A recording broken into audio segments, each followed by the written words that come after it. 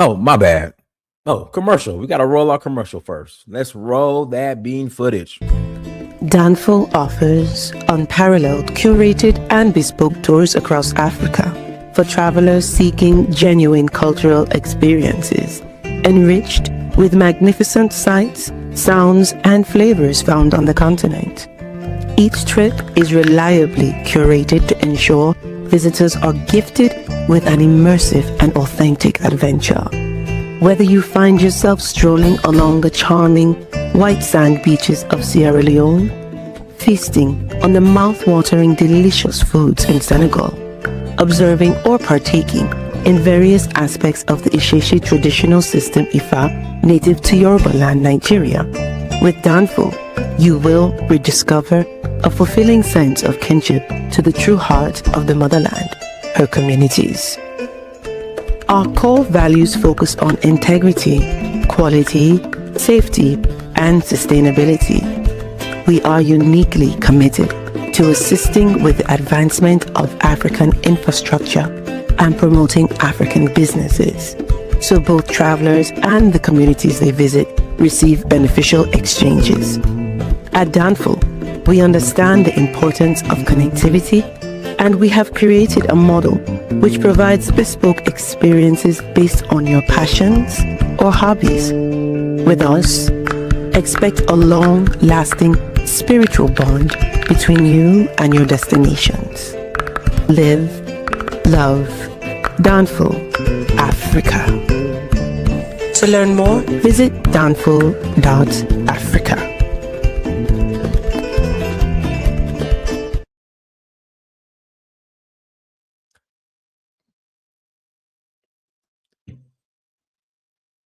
Peace, family. We are live again. Dynasty Mirror Search for Huru. Thank you all. Thanks so much for joining.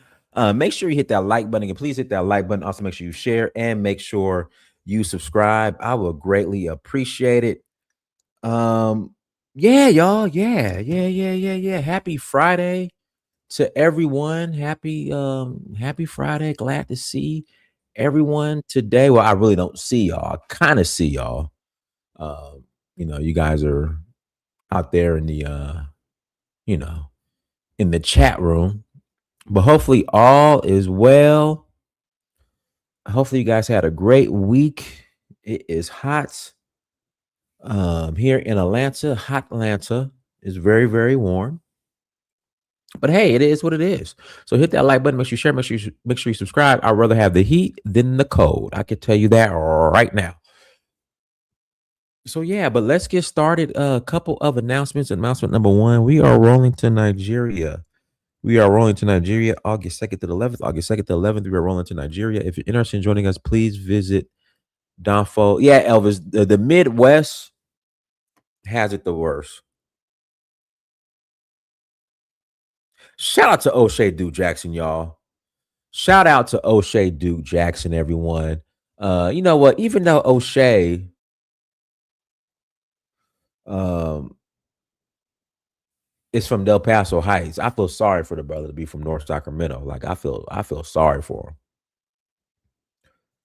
Again, I feel sorry for the brother. Him and shout out to our beautiful sister, Marie. Marie has so-called quit on several occasions. And Marie, let me say this: whenever you want to call in, Marie, you just let me know, and I will clear the way like Moses. Okay, I will clear the way like Moses. I will make sure no one talks reckless at all to you. All right. Again, I will clear the way like Moses for you, Marie. Marie is our, in fact, y'all, let's give Marie, and we're going to give O'Shea Duke Jackson, even though O'Shea kind of slow, but that's our brother. Even though he's from the Heights, he can't help it. They got, all types of lead in the water in El Paso Heights. They still use the copper pipes and everything, copper pipes all throughout the home, lead, copper in the paint.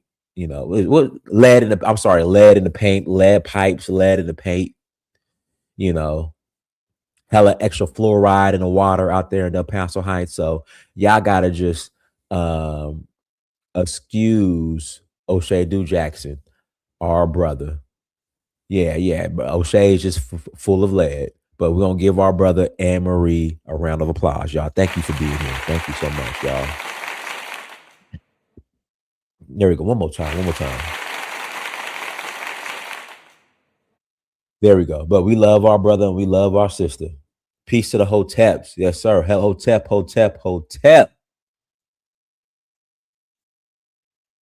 Yeah, but like I said, Marie has threatened to quit on us several times. But Marie, like I said, whenever you want to call in, you just let me know and I will clear it away. Okay. I will clear it away. I will make sure everybody is nice. Hey, same thing for O'Shea. I will make sure everybody is nice. Okay. I will put the link in the chat room. Uh, Come on, Shaniquel. If you ain't got the proof, stop. Don't start. Don't start with O'Shea. Don't start with our brother O'Shea. You know, let me say this. It takes. I love peace to the under IQ South Sac family. God damn, why I gotta be under IQ? I went to Christian Brothers, O'Shea. I went to Christian Brothers. God damn, why I gotta be under IQ from South Sac? I went to Christian Brothers, O'Shea.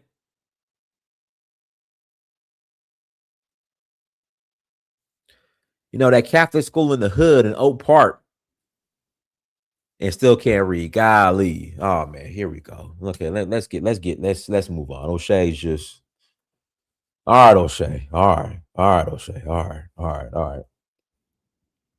But hit that like button. Make sure you share. Make sure you subscribe. Guys, make sure you go to Danful.Africa. Again, please visit Danful.Africa to check out where we are traveling to, where we're going this year. Click on documentary. I need everybody who's watching this. I need everybody who is watching this to click on documentary.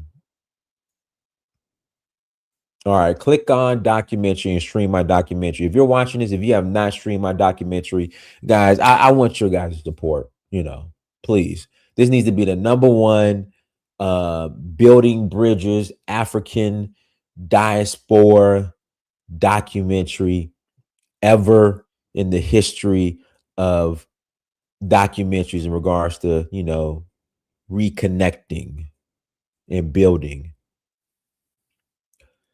So again, hit that like button, go to Danful.Africa, hit documentary, join us on one of our trips. We'll love to host you. Also,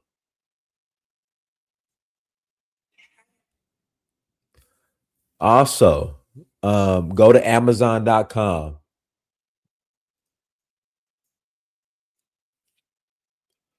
Okay, I need you to go to Amazon.com. I need you to type in Dynast Amir. Type in Dynast Amir, and I need you to buy one of my books. All right, those are the action items. Okay, those are the action items. That's what I need you to do. All right. Buy one of my books, stream my documentary. I would greatly appreciate it. Need your guys' support. My children's books need to be number one. All right. And I'm rolling out some new books this year as well. Let's jump into today's topic. Somebody brought up something interesting yesterday during our conversation in regards to in fact, we grifted O'Shea's topic, uh, why South Africans don't have a problem with Black Americans. We grifted the hell out of that topic. In fact, I'm gonna do a whole grift O'Shea Duke Jackson Kinganda channel sub channel page on here. We just gonna grift all of O'Shea Duke Jackson's topics. All right. But somebody brought up a great point.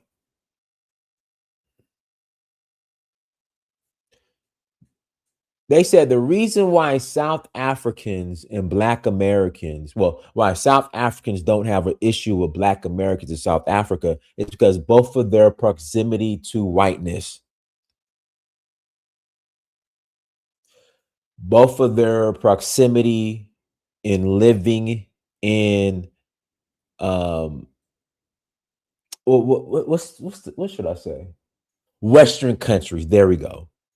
having been living in Western countries, Westernized countries for years, with Western infrastructure, Western rules, you know, pretty much living in white countries, even though South Africa is a majority black country. We all know apartheid and who still dominates the country as far as that goes. But we both have lived in white society for so long. That's why we get along. And our struggles have been the same: apartheid, Jim Crow. I'm pretty sure they had their sharecropping and I don't know if you will call it slavery, but we were both marginalized in our countries due to our skin color. Also, what makes us different versus other black countries is we never fully separated from our slave masters.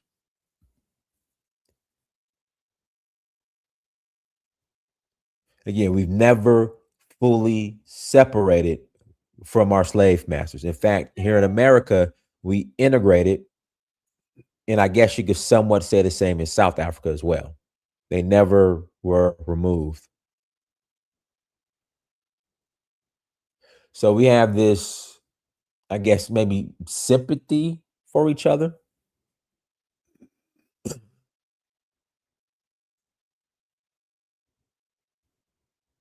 Or empathy for each other. I don't know if what's the correct term.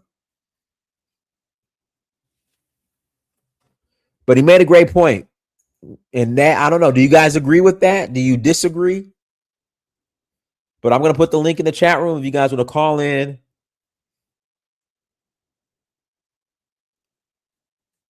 I'll put the link in the chat room. If you disagree, you're more than welcome to call in and say, Dinus, you know what? I disagree. But make sure you hit that like button, share, all that good stuff. But that was his argument. And pretty much, we know how to act when going to, how can I put it? Okay, I guess the argument will be Black Americans. Oh man, I want to word this correctly. Since we've been living in a developing so-called first world country for so long, it's easier to integrate into a country like South Africa versus those coming from Nigeria and other, I'm not going to say third world, we're going to use the term developing countries.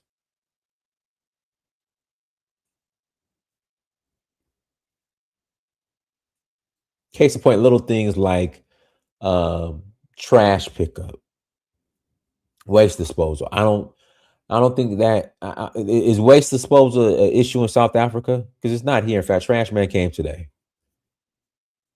But everywhere else I go throughout Africa, except for, of course, Rwanda. I've never been to Rwanda, though. And Namibia. But Namibia is South Africa light. But we'll deal with like Nigeria, Sierra Leone, Ghana. It's a problem. There's a certain standard that you have to have when it comes to facilities or facility maintenance that here in America we have, but in other countries we don't. And people in Black South Africans feel they're bringing this kind of mentality, the lack of Western standards. There we go. They're bringing this lack of Western standards mentality to South Africa versus when Black Americans come, we're not necessarily bringing that. And then also too, like I said yesterday, the vast majority of Black Americans who I know, when they come to South Africa, they're not competing for jobs. They're not really building. Don't take that the wrong way. If you are, I apologize. They're retired. They're spending their Social Security, their pension funds. That's what they're bringing. So, they're not coming and needing to get on any type of government assistance or what. So let me do this. Let me bring Elvis on. Go ahead, Elvis. All right, thank you, Dynas. Man, this is a great show. Well, this is a great topic. Let me say that.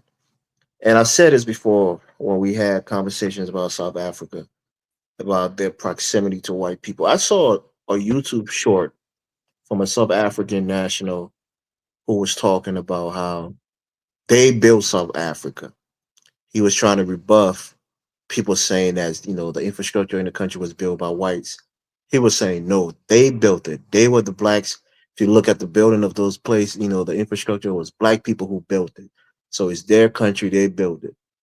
So when I think about apartheid, right, apartness or separateness or whatever they would call it in English, the white people was literally telling them, go live in the ghetto, go live in the shanty towns like Soweto, stay out of the developed areas, stay out of the quote unquote white areas like Cape Town, and South Africans, I hate to say it, and I don't want to be derogatory, but I'm just saying it because of the fact they wanted the proximity to white people.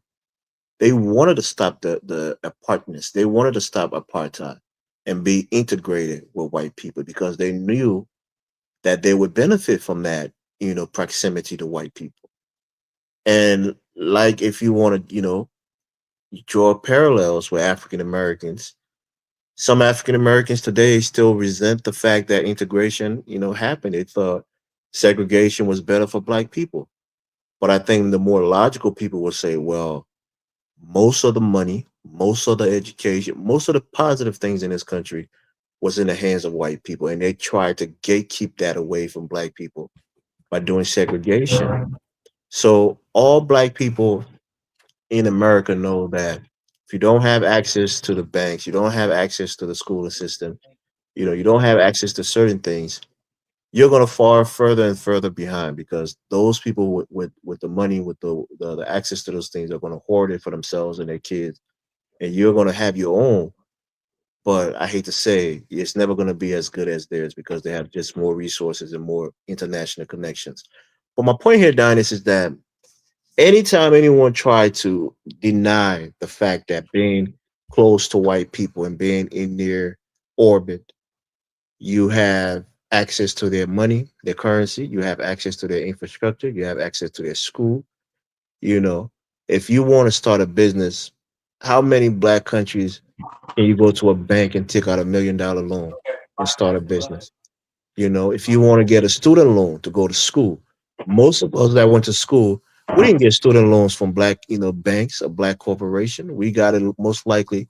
For me, I got my student loans through Ed Financial. That's a white back, company. So most black people that get education, they get upward mobility, most of the things that happen on their way to get that success was facilitated in one way or another by white corporation. So the proximity to it, you don't really think about it, but when you sit back and you really realize being close to white people allow you to achieve so much more. And it's the same thing for the South Africans.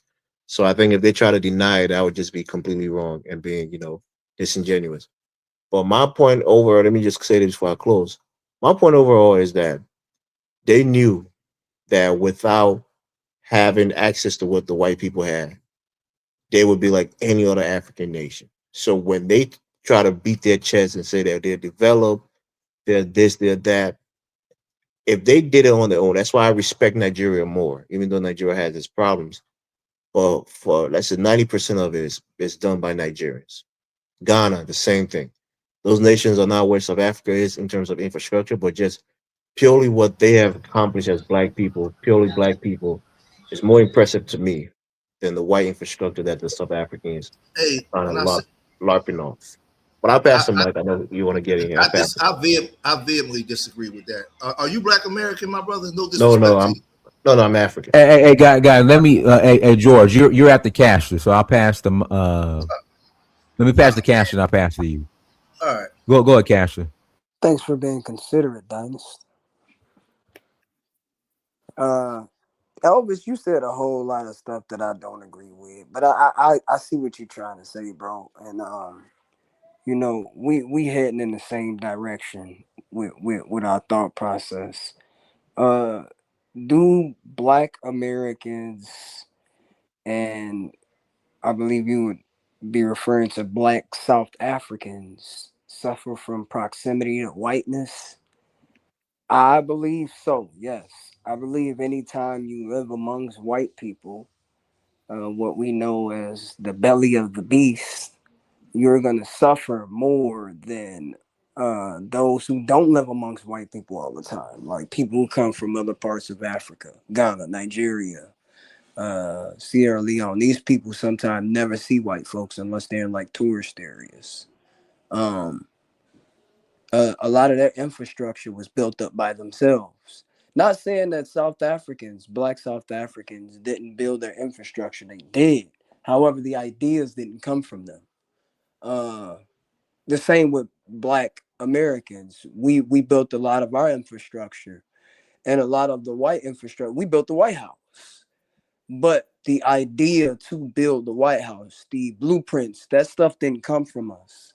And we do got people like Benjamin Banneker, who's, like constructed whole cities, Washington, D.C.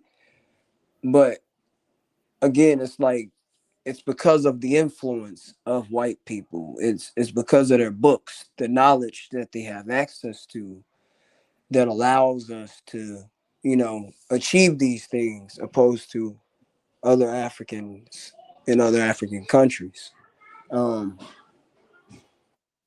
I think as a result of that, like we can get lazy, we can get complacent, and it's almost like we got like childlike mindsets.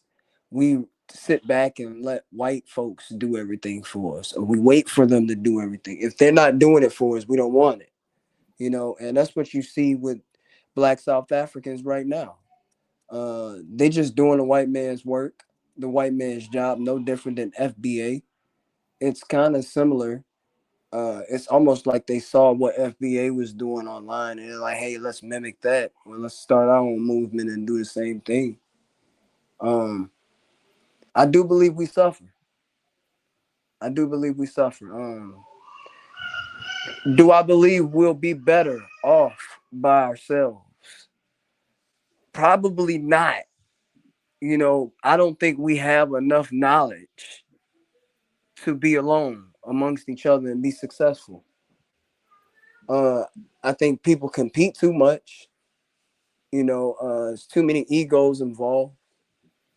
So I think for now, as we building and we trying to liberate Africa, I think we gotta have our foot in with white folks and not just white folks, but Chinese, Asians, other people too. We gotta have our foot in with them while we're building to get sufficient, and then we can cut completely off and say, hey, we want to do our own thing, black style over here, Blackistan, what Colin would say. But yeah, that's all I had to say, man. All right, go ahead, George. I think, I vehemently disagree with both these brothers that were speaking. And this is a problem of lack of education of our own story and who we are as a people. I've been online for a very long time, and I've had conversations with Africans that's said that we only achieve the things that we achieve because we've had close proximity to white people.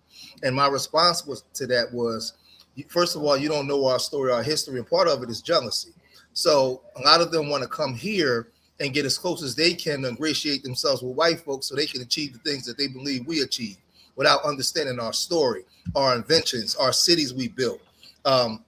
The ingenuity and all the things that we actually did in this country to build this country. So when I hear black people talk like this, it makes me want to throw up. It's disgusting, and it lets me know just how a lot of our people suffer from crackatosis, acute white affinity syndrome.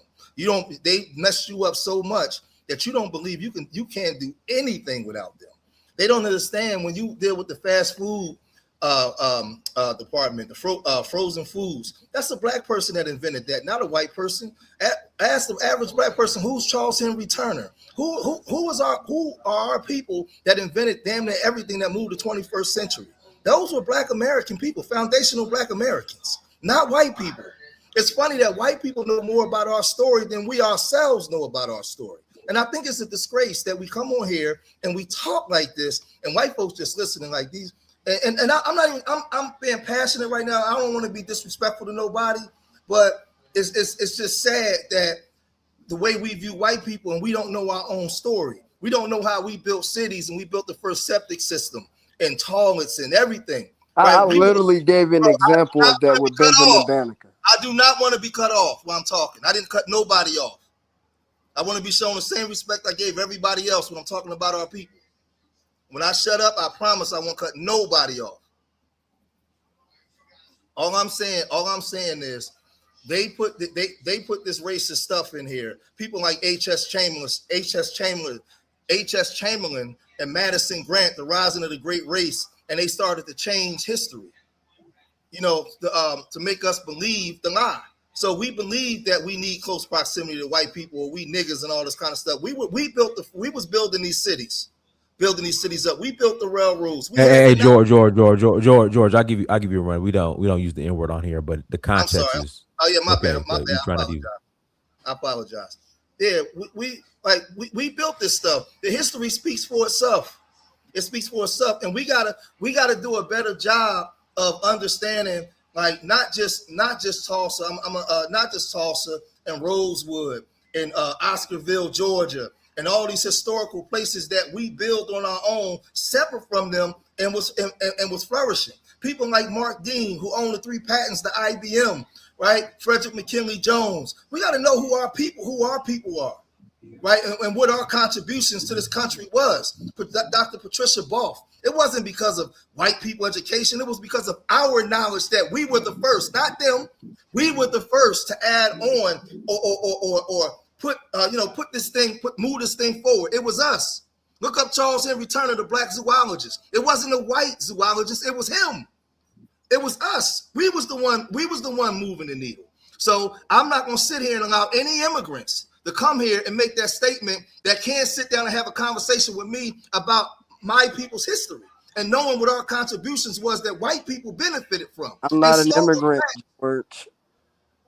And stole our patents. So I'm being cut off again. So I'll land there because there's no I can see there's no discipline and people are getting uneasy. Like you can't control yourself until I'm done. It's just simple respect. So all I'm saying is we have to know what our patents was and what was stolen from us, and exactly what we did and why we influenced the world. It's not because of close proximity to whiteness. It's because of who we are. Could I ask you a quick question real quick? Just 10 seconds. And I'm not an immigrant, George. So what we have history of black people running cities, right? How does that work out for? Where's Collar when we need him? How does that work out for black people? And again, I'm not being disrespectful. Hey, bro, why you keep cutting in, Flint, man? Michigan. So, Reverend, I think is it Pastor or Reverend? I can't see your name. Pastor Bishop. Okay, Bishop. So, what do you think about black people running cities? And yeah, go ahead. You got it. I just want to ask one thing. Where are you from? I'm from Liberia originally. So you're from Liberia. So this is what I'm saying to you. You're moving way into the future after we're integrated under this system. And what Carter G. Woodson said and A. Philip Randolph said about our people once we integrated in these societies. We were running our cities and they burned our cities down. We have over 5,200 lynchings in this country that nobody was ever brought to justice for when they was burning down our cities and creating laws to keep us from creating generational wealth in this country. So when you see black people running these cities now, that you can't use that as your frame of reference. You got to use it as there's a beginning and an ending. So as an immigrant, when you see black people running cities and you making those comments, I will behoove you, if you love black people, to study the history of those people in those cities and how it got like that. I don't want to do it back and forth, but brother, respectfully, right? When you talk about inventions and other things that black people have contributed, for sure, right? But do you think that knowledge has been lost? That black people in this modern day and age can be self-sufficient? You know, obviously I'm gonna respond to that. Yeah, quickly. In this country, roads being built is usually done by local government or state government. Hold on, because you asked water and sewer infrastructure is usually done by, so the black people have that knowledge that if they were, hold on, let me just quickly finish. If they were transported to another place, right? They have these knowledge that they can build a new society that mirrors the United States, how it is right now with the infrastructure. Listen to what I'm saying to you. Listen to what I'm saying to you, because you're saying two different things now. When I came on, this is not what you were saying. Bishop, this is Dynasty. Bishop, this is Dynasty. I'm sorry to interrupt. We did it in Liberia, Elvis. You guys didn't like it, and you guys ended up started the 1980 coup. But go ahead, Bishop. Yeah, what I'm saying is you made a statement about you were talking about close proximity to whiteness without actually talking about the history of said black people. So when I come and I give you a response, now you're pushing the goalpost back to this. So I want to stay there first and then come here, because there's a history as to how we got here. You can't make the statement about that without dealing with the history. If you love black people, it's like me talking about my Liberia and Monrovia and the history. It really don't matter. What are the results, though? No. Listen to what I'm saying. No, it does matter. What are the results? It does matter. Okay. The results matter. No, I'm gonna say this and I'm gonna land. What I'm saying is, when you're making a blanket reference about black people not being intelligent enough and they got close proximity to whiteness, and you're just saying this, there's a history behind that. People are listening to you say that, and they'll start to just believe that without understanding the history. No, that's not true. And you got millions of black people that do have knowledge. Two things can be true at the same time, Bishop.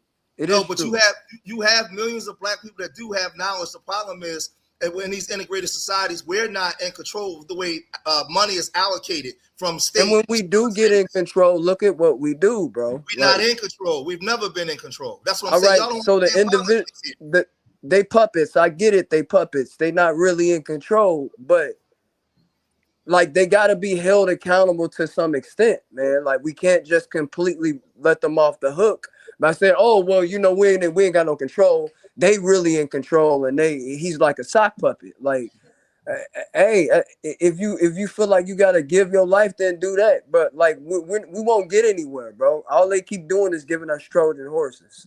But what I'm saying is, you're black, right? I am. I'm black. So this is what I'm saying to you. What is your contribution to the Black American struggle? If you see something wrong, like me, I see some things wrong. I do a lot of work in my city with city government. I do a lot of different things here in the city of Philadelphia, because what I'm saying is, if you can make that statement, we also is incumbent upon us to explain to our people why is that way, because we're not born with one less chromosome. Like we can't function like everybody else. We were the first functional ones here, and what happened to us here happened to nobody else. It's not even close. What do you mean by what happened to us here happened to no one else? I don't understand that. I'm a responder, but this is what I'm saying. Respect to you. If you got to ask that question, is the problem I'm having, my brother. What happened to my understanding to that is you think that it happened to the Jamaicans, it happened to the Haitians, chattel slavery, that happened to other people. It happened to no.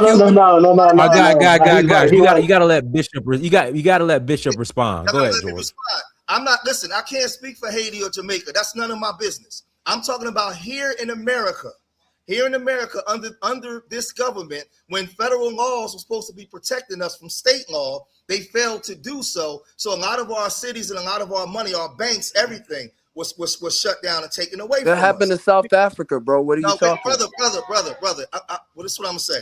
I'm having a conversation about us in America. If you keep bringing up other stuff, I'm just gonna get out the conversation. What happened to South Africa has nothing to do with me or my people. That's what the topic. That's what the topic is about. It's trying to draw a parallel with the South Africans and African Americans. Whether you want to acknowledge that or not, that's solely on you. It has everything to do with you and your people. The same thing happened to South Africa that happened to us, bro. No, it did not. See, that's what I'm saying. Can you explain how it's different? Can you explain how it's different? Kasha, you gotta let him explain, Kasha. God, let's have some self-control. All right, let the man explain. Go ahead, Bishop. You got a minute. We got to pass the mic. We were under chattel slavery here, where we lost our culture and had to create a whole new culture, our language, our customs, our everything, right? And we were the only group of people in the history of slavery that was forced to go back under our slavers to prove that we were even human on a foreign land. Those were people that was enslaved on their land that still have their intact language and culture and things intact. We don't. There's a different dynamic that's going on here. And like I said, we've always been under the tyranny of these people. There's certain things that's similar, but there's things that's different. So there's nuance to that. So when we have a conversation about our people, we got to make sure we have the proper historical reference up until now. Now, do things need criticism? Absolutely. I'm not saying we're not above criticism, but we got to put it in this proper context. That's all I'm saying. Yeah, but also you guys are free. If you're thinking that because your language was taken away from you, I mean, what's stopping you from regaining that? Because I mean, or you talk developing another language. exactly. Because you're talking about us, the South Africans, being slave in our own country with, but what you guys are talking about is just scraping the surface because you don't know what's within.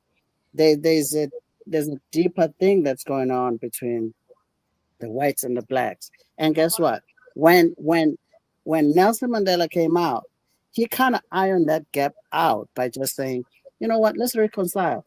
Instead of looking at the white man and saying, hey, you know what, white man, you did this to me, blah, blah, it's not going to help. That what's going to help is how we build this country, living in this country together. You're an African, just like you guys, African American.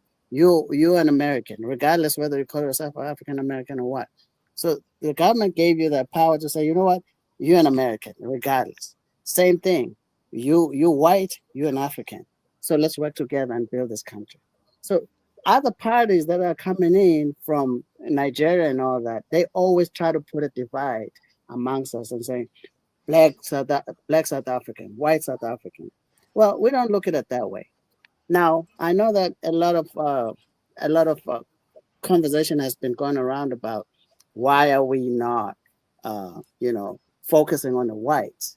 There's no reason why we have to focus on the whites because guess what? The majority of these black people that are coming in, they're flocking into the townships where the blacks are living, and they blend in with the black folks because we look the same. They can relate, and then they can work their way out up by just blending with the blacks. But guess what? This is where the blacks saying, you have done this for 30 years, coming in and just doing this. Instead of you being respectful, you are just spitting on us, saying all these negative things about us. We lazy, we this, we HIV, we hate white people, yada yada yada yada. Don't you think at some point a black person is going to say enough is enough? First and foremost, we got to see that you're legal in this country before you even open your mouth. That's what the black people are saying. They're not saying, "Oh, we don't like black people." We're just saying we fed up with people insulting us. By the way, we have to look at your papers. And guess what? You taking a job just because you're going to be paid a fraction of what I'm supposed to be getting. It makes these white people that you always talk of have an upper hand. You know what I mean? So this device that you're trying to create amongst our community, you are succeeding. And we do not want that. We are called a rainbow nation for a reason because we want to work together. Miss South Africa last year was a white person. Did we care? No. We embraced that. You guys, hockey, not hockey, but some other sports, it's white people like baseball. You don't care. It's about the flag.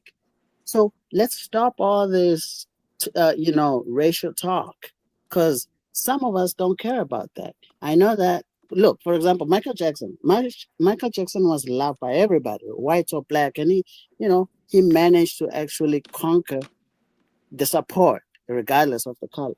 So why is it that when it comes to South Africans, there's always this notion that black So black people. South Africans trying to be Michael Jackson. Sir, I don't know where your Dennis, mind can we is at. come in? I don't know where your mind It's is at, order. sir. He's going in order. Please have respect and don't interrupt people. Yeah. No, Let's get back I in think order. Was that you? that's Is kind you use that you? Okay, use you got 45 seconds. Got to pass the mic to Africa. yeah, Africa. that's condescending. But anyway, my point was Michael Jackson was loved was revered by everybody. Same thing that goes with South Africans. When we have a Miss South African who is white, we don't care. That's a representation of South Africa. So you guys need to stop this whole notion of saying we do not like the blacks. We're focusing on the blacks. But guess what? We're not focusing on the blacks. We're just pushing the influx of people doing drugs. I mean, if you read the stories each and every day of Nigerians, doing all this, I'm sorry to say, powder, committing other crimes and stuff like that, because these people, Nigerians, they They want to succeed. They force their way out, into the system to succeed, of which everybody does, but they do it in a fraudulent way. So we're saying enough with that. We have a lot of we have our problems out of it. We have our own crime. One crime from outside is one crime too many. So that's where we're at. It's not about white. It's not about black. It's just about the influx. And I would land there.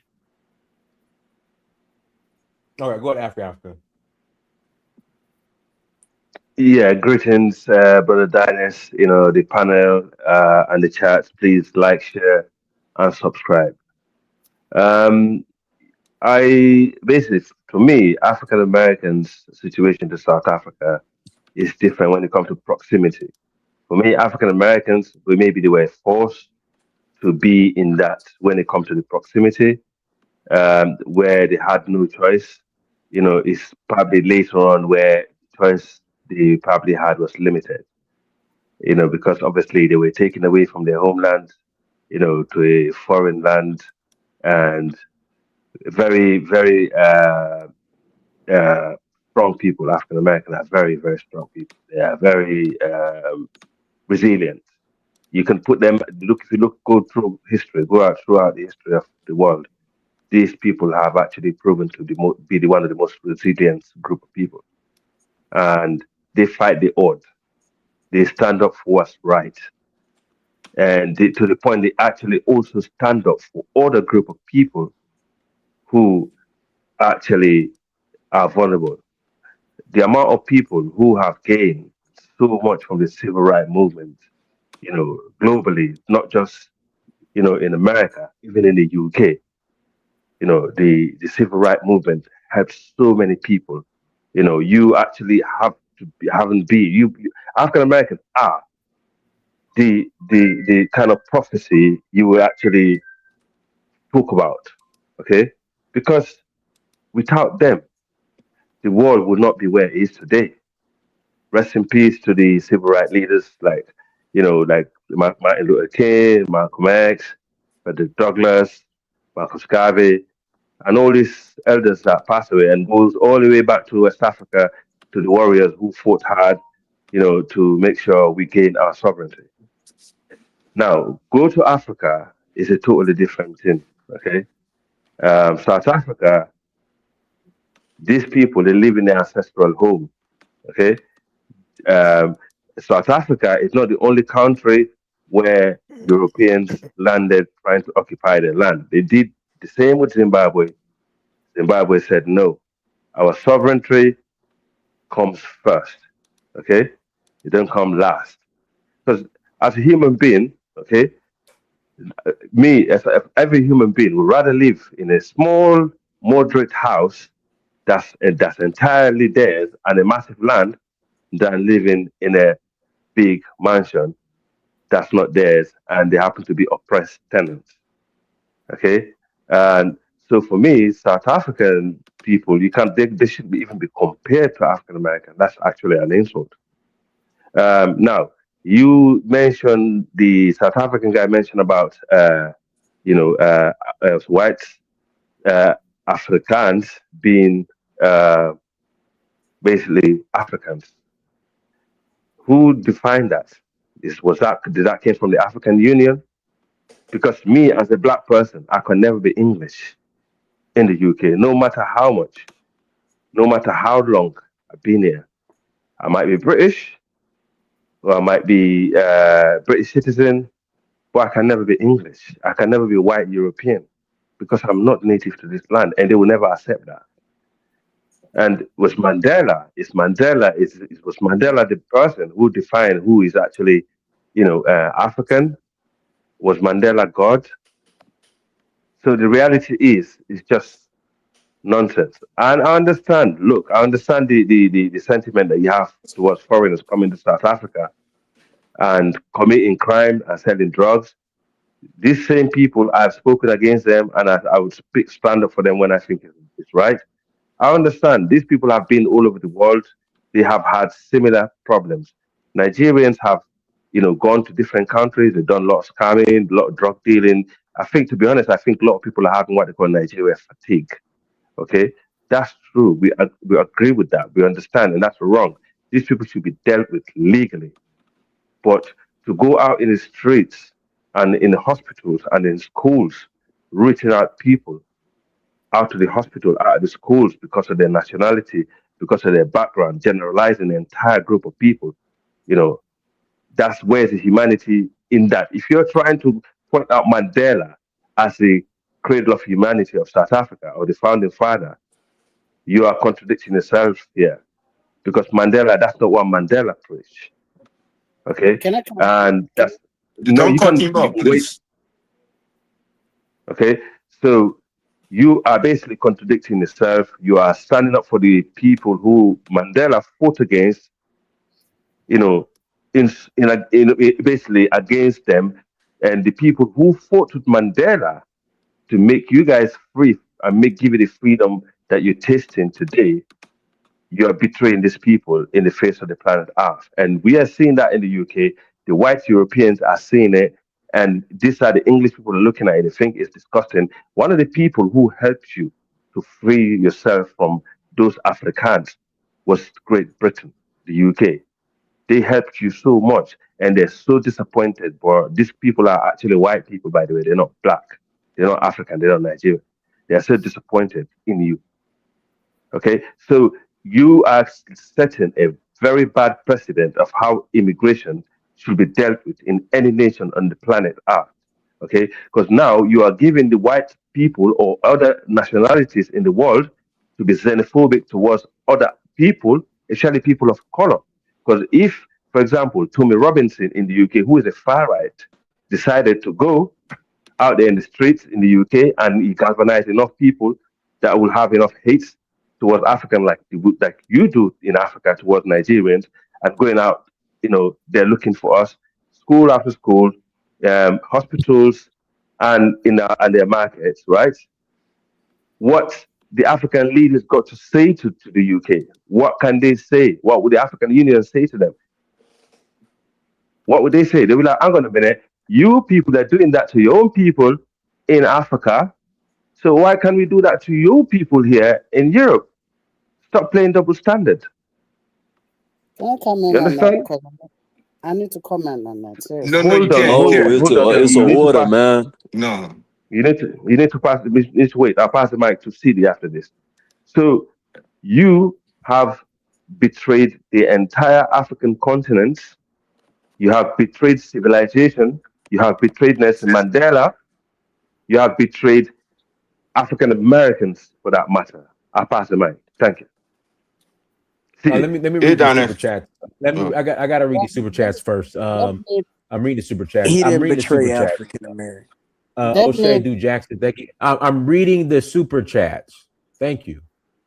Thank you for the 10,000 Ugandan shillings. Why would they mimic FBA? They actually have real reasons why they feel how they do. Why do people try to minimize FBA or South Africa's issues? JC Inc. Thank you for 499 Holly. That's a good show topic. Bishop George, the Industrial Revolution began in Europe. There were trains in Europe in 1804. The Benz built in 1886. First gun invented in China. Uh, who Danny Unchained? Thank you for $2 holla. Doesn't George have Cuban ancestry? All right, guys, hit the like button again. Please hit that like button. I appreciate the super chats. Go ahead, City. Hey, Dana. Hey, the Africa. Oh yeah, Iris. and shout And out to everybody.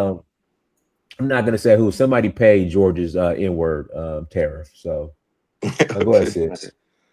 All right. Okay. So, Yes, yes, yes, big brother CD. You are yes, I mean. So, my thought is, first of all, we got to know how the Dutch people ended in South Africa, right? So before they could arrive, there was 51 million black people in South Africa. 2.5 million Dutch moved to South Africa. They won the bill and it was successful, right? So it was not like in places like in West Africa where they have a lot of the African leaders were working for the French government before independence, like someone like this guy, Cinco of Senegal, Houphouët-Boigny or Ivory Coast, and Secretary of Guinea, they were working for the French government. They were representative in the French government. But if France wanted them to be under their leadership to rule Africa. But they decided, no, we want independent. We want our own stuff, right? So, in fact, that's why Secretary said, well, we don't want anything to do with France. So France destroyed everything when they were leaving Guinea. But what South African, when people say apartheid, it's not like it was like white people were depriving black people who are building what they're supposed to build. They wanted to benefit from what white people were building, right? It's the same thing in America. If black people were to decide in America to build stuff for themselves, that would be far more better for them than depending on what white people were building, right? This is what happened in South Africa. So when you see Nigerians and other Africans going to South Africa, because they already used to a mentality of building stuff for themselves, right? They build businesses. When they say Nigerians are selling drugs, yeah, there are very few Nigerians, but there are more positive Nigerians that was building businesses in Nigeria compared to the one that was selling drugs, right? But what South African they're doing now, they're taking over, they getting rid of people, ransacking people's businesses, looting people's businesses, that they don't have that brain to run business for themselves because they have that uh, being closer to white people should build everything for them. So they have that brain. But whereas for the other African, they used to building stuff for themselves, right? It's the same thing that I see in New York, in Harlem, right? Harlem was well known for being for African Americans. But then they have sold all their property. They even refuse to sell their property to African and sell it to white people. And now Harlem is being taken over by white people because black people were not programmed to build stuff for themselves. But all they do is complain that our businesses were destroyed by white people. Yeah, Italians in New York, they went through the same thing. When you go to Beirut, you interview ordinary Italian or Irish, they will say, we were pushed out. We got to fight ourselves through to be successful. They were not only targeting black people here, white people, they push away white people the same way too, the Italians. But what Italian did, they funded Italian mafia. Russian did the same thing. They funded their own group. They fight the system. But if you say, okay, if black people were to decide in America to say, well, we want to build our own stuff like what people did in Africa, exception of South Africa that wanted to depend on white people, I think they could go far than what they're going through right now. I won't say Ghana is perfect, Nigeria is perfect, but 90% of the thing that you see in Nigeria or Ghana is owned by Ghanaians, right? But in America, especially in New York where I live, nothing is owned by Black Americans. Even the music, the entertainment that we dominate is owned by the white people, by the Jewish people. We don't own anything. Same thing with South Africa, right? So they don't have no brain to build anything. And when they see Nigerian building stuff, they loot their property. If you getting so rid of someone that they taking our job, why will you go and burn down his store and ransack his businesses until police will obviously have to shoot you down, right? So I think the Dutch people that are in South Africa should take over South Africa and rebuild the place again.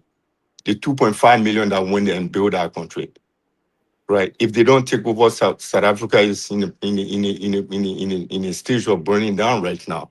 Because even some of the Western leaders, some of the Western countries are telling their citizens not to travel to South Africa, right? And the reason why African Americans are not target for them, because these are retirees, right? They're not competing to build businesses. They just go and buy and build their retirement home and live there, enjoy the environment. Whereas Nigerians, including other Africans, like the Zimbabwean, they are highly educated, they build businesses, right? And that's the jealousy. It's not about drugs, right? It's not about human trafficking. Yeah, we have bad Nigerian everywhere that you go, but there are more positive, more productive Nigerian in any part of the world that you go than bad Nigerian. But because of their Well, population, when one or two Nigerian cause trouble, everybody classified them to be a bad people. Yeah, they have few bad Nigerian, but compared to the good one, to the bad one, right? Well They are said, more Chief. successful Nigerian. So, like what Iris was saying, It makes sense. South African, they have no idea to build anything. Can I come? 2.5 million white people went to South Africa. They built everything. 51 million, they couldn't build shit. Now they even targeting their own South African. If you're not Zulu, they target you. So South Africa is in the point right now, it's about to burn down. And someone advised me this couple of years ago that do not buy property in South Africa. It's in a stage right now, it's going to crash. Just go to Nairobi. And this person and I speak every day in South Africa. He said, I told you this. This country going to burn down. So that's what I have to say right now, but I'll learn for now. Thanks. Admin, can I come in? I just need to respond to a couple of things that were said. Let's see here. Go ahead. You got a minute. I got to pass it to Passport King. No, Are I you appreciate a female or male? I appreciate that. So here's the You thing. know, they have a lot of homosexuals in South Oh, Africa. that's not what I'm talking about, CD. I just want Yeah. to know if we're talking to a male or a woman. That's all. They got him here in America too. You know, in So South Africa anyway, is worse. anyway, I don't know, this is, man. Well, let's get back on topic. Go ahead, user. You got a minute. I got to pass the mic to yeah, admin, I Passport think King. you have to kind of just manage this because it's getting out of hand, and there's a lot of innuendos thrown at me. But it's okay. We used to it because what is happening, it hasn't been done by some of the African countries standing up for your country.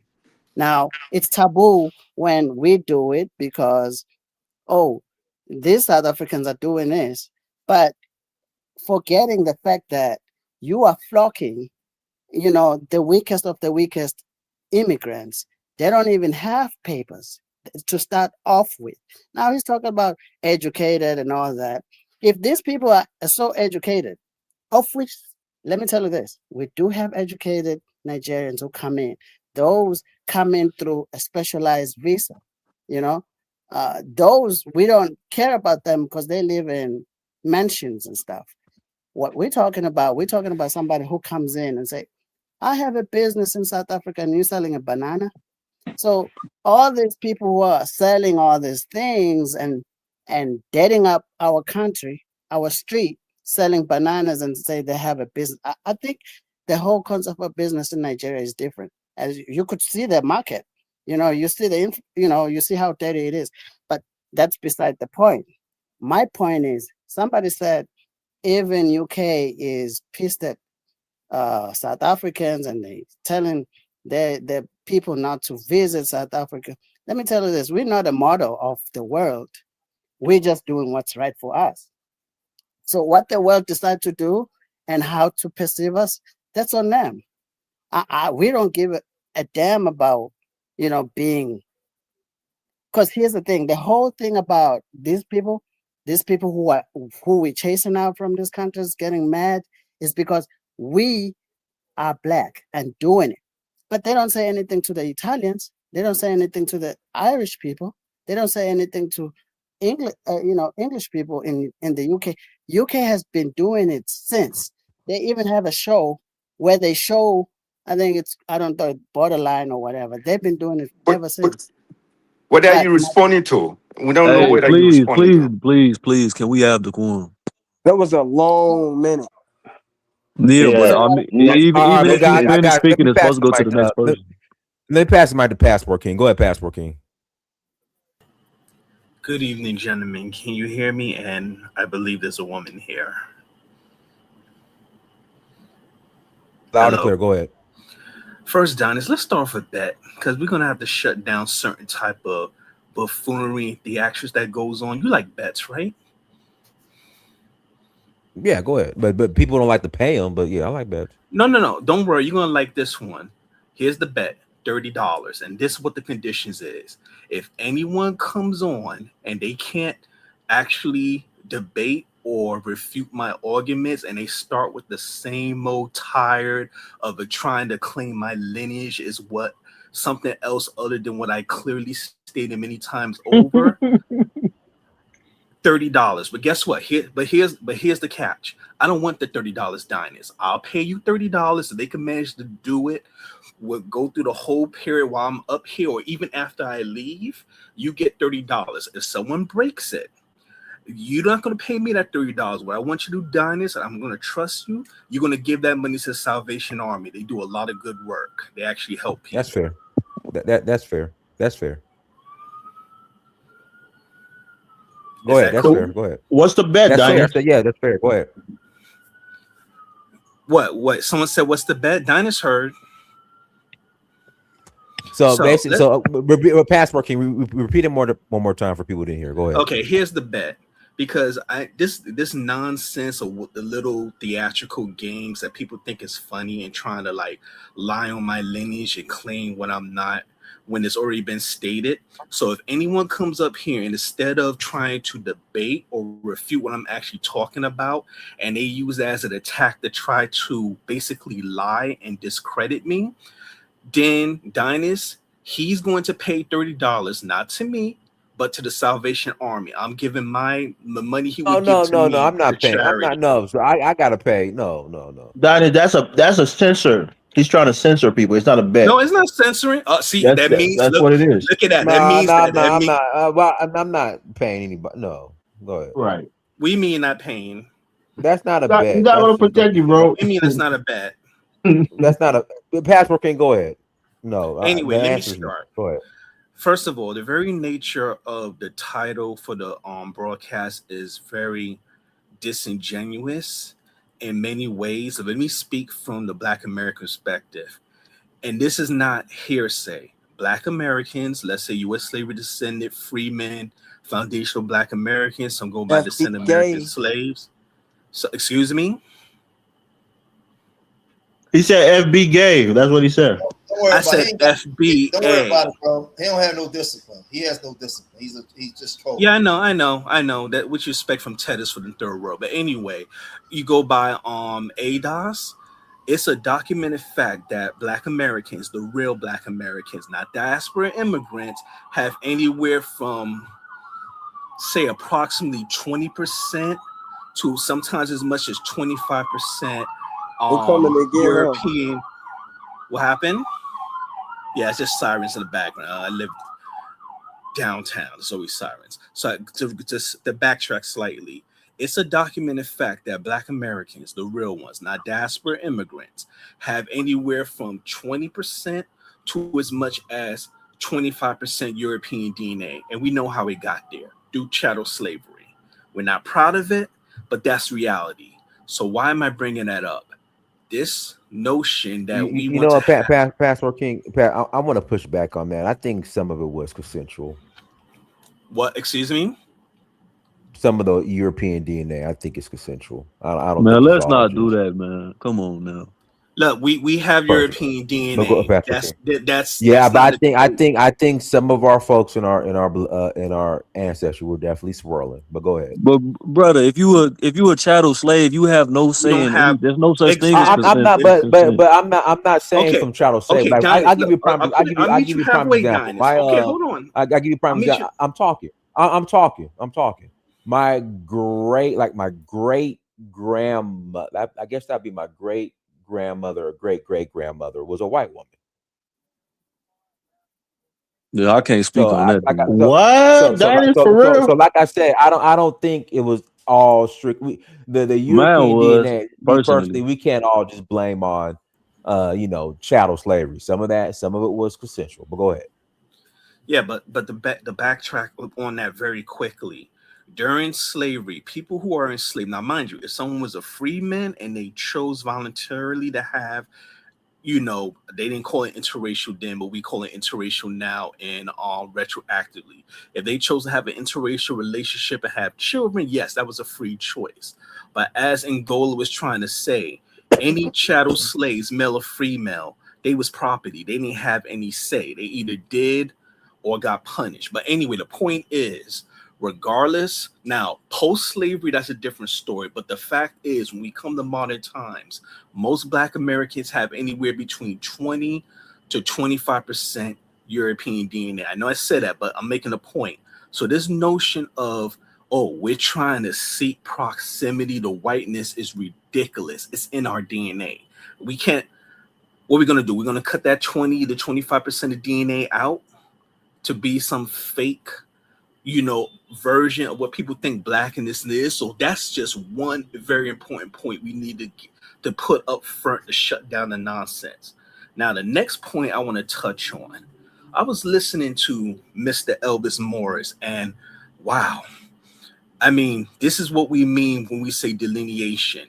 To hear him talk about white people and what he thinks they've done in America, you would have thought he was talking about the second coming of Jesus. This is the issue we have with diaspora immigrants. They feel inferior and they worship white Europeans, white Americans, and they want to project that inferiority upon us and talk about we have it done in America. That clearly shows that whatever education he supposedly got in the United States, he is very ignorant of Black American history. And mind you, I don't expect him to know. But the fact is, he want to speak from ignorance and talk about what we haven't built. I'm not going to go through the dozens of successful Black towns that existed post-slavery that was destroyed in race riots in, the Red Summer 1919. Because you know what? The diaspora don't care. I'm not going to go through the 50,000 plus inventions for many things that make the modern world possible that people take for granted. Because again, the diaspora don't care. They worship white people and they project that on us. But I will say this much. You know what's going to fix a lot of these problems? And it's not going to happen right away. It ain't going to happen next year, but you mark my words. Eventually, the same way birthright citizenship is being dealt with, and people was happy thinking that the Trump administration lost and that it's going to be going on forever. Oh, no. That was just a temporary pit stop and setback. There's an appeal coming, and there's already bills coming through both the House and the Senate. That's going to be shut down. But let me get to the next point that I'm going to tie up. I know I can't go on forever. A lot of problems that's happening in Black America is going to be fixed with the repeal of the 1965 Immigration Reform Act and the 1990 Immigration Reform Act.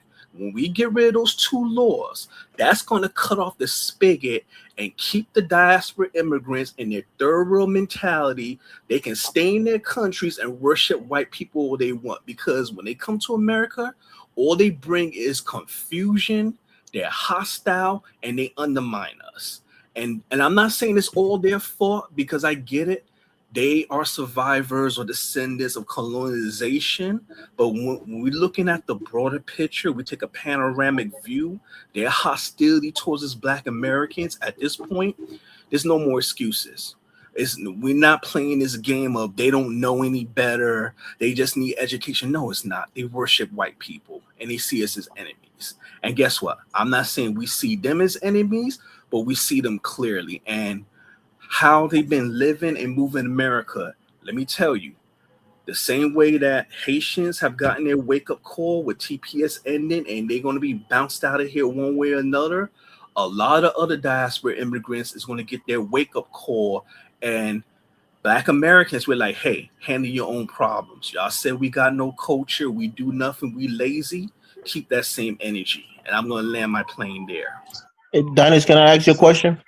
I'm Go ahead. FBAK. I just want to make it Okay, so known. Dennis, as a Black man, you went to UGA, right? Right. That's a predominantly white college, we would say. Correct. And then you work for Cintas, if that's how you pronounce it.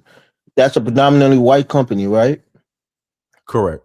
So you say your proximity to white people benefited you both in your education and perhaps in your first, corporate American job, right?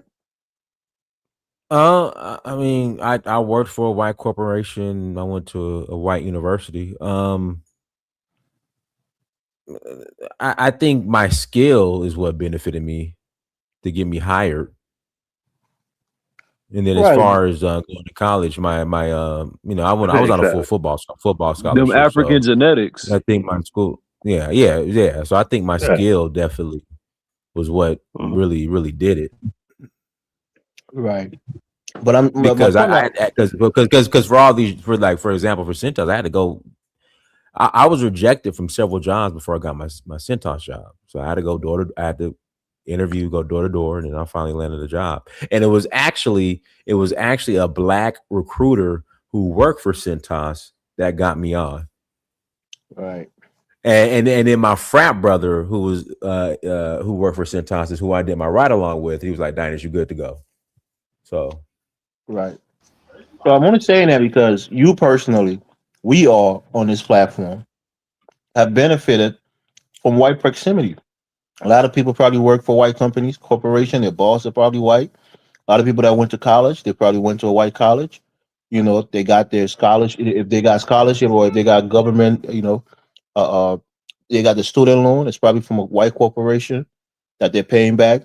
So a lot of things that we get in this country, from black immigrants to black Americans, are facilitated by white, financial institutions, or white, educational institutions. What are we denying? That's the point I'm making. I pass the mic. Let me speak to that. Let me. This is It's a order, brother. Well, people haven't spoken yet. well, hold on. Let's do this. Let's do this. Let Principe go. Then I'll let you speak to it, George, and then I'll pass it to Okay. Golo. Go ahead, Principe. Yeah, because I want to respond to him. Yeah, go ahead, Principe. Can you hear me? Yes. Yeah, you clear. The panel, salute to Diners, William Mama, relax, and salute to the panel. Basically, what the brother that just spoke, Passport King, don't get is that they're trying to add on to the white people, and as you saw in the World Cup, if you was even watching, some of these Latinos are very much white, and some of these Latinos are very much racist, and they're not targeting them as much as they're targeting some of these black and other individuals. So you think that once we're gone, you're going to be caking and making money and all that kind of stuff.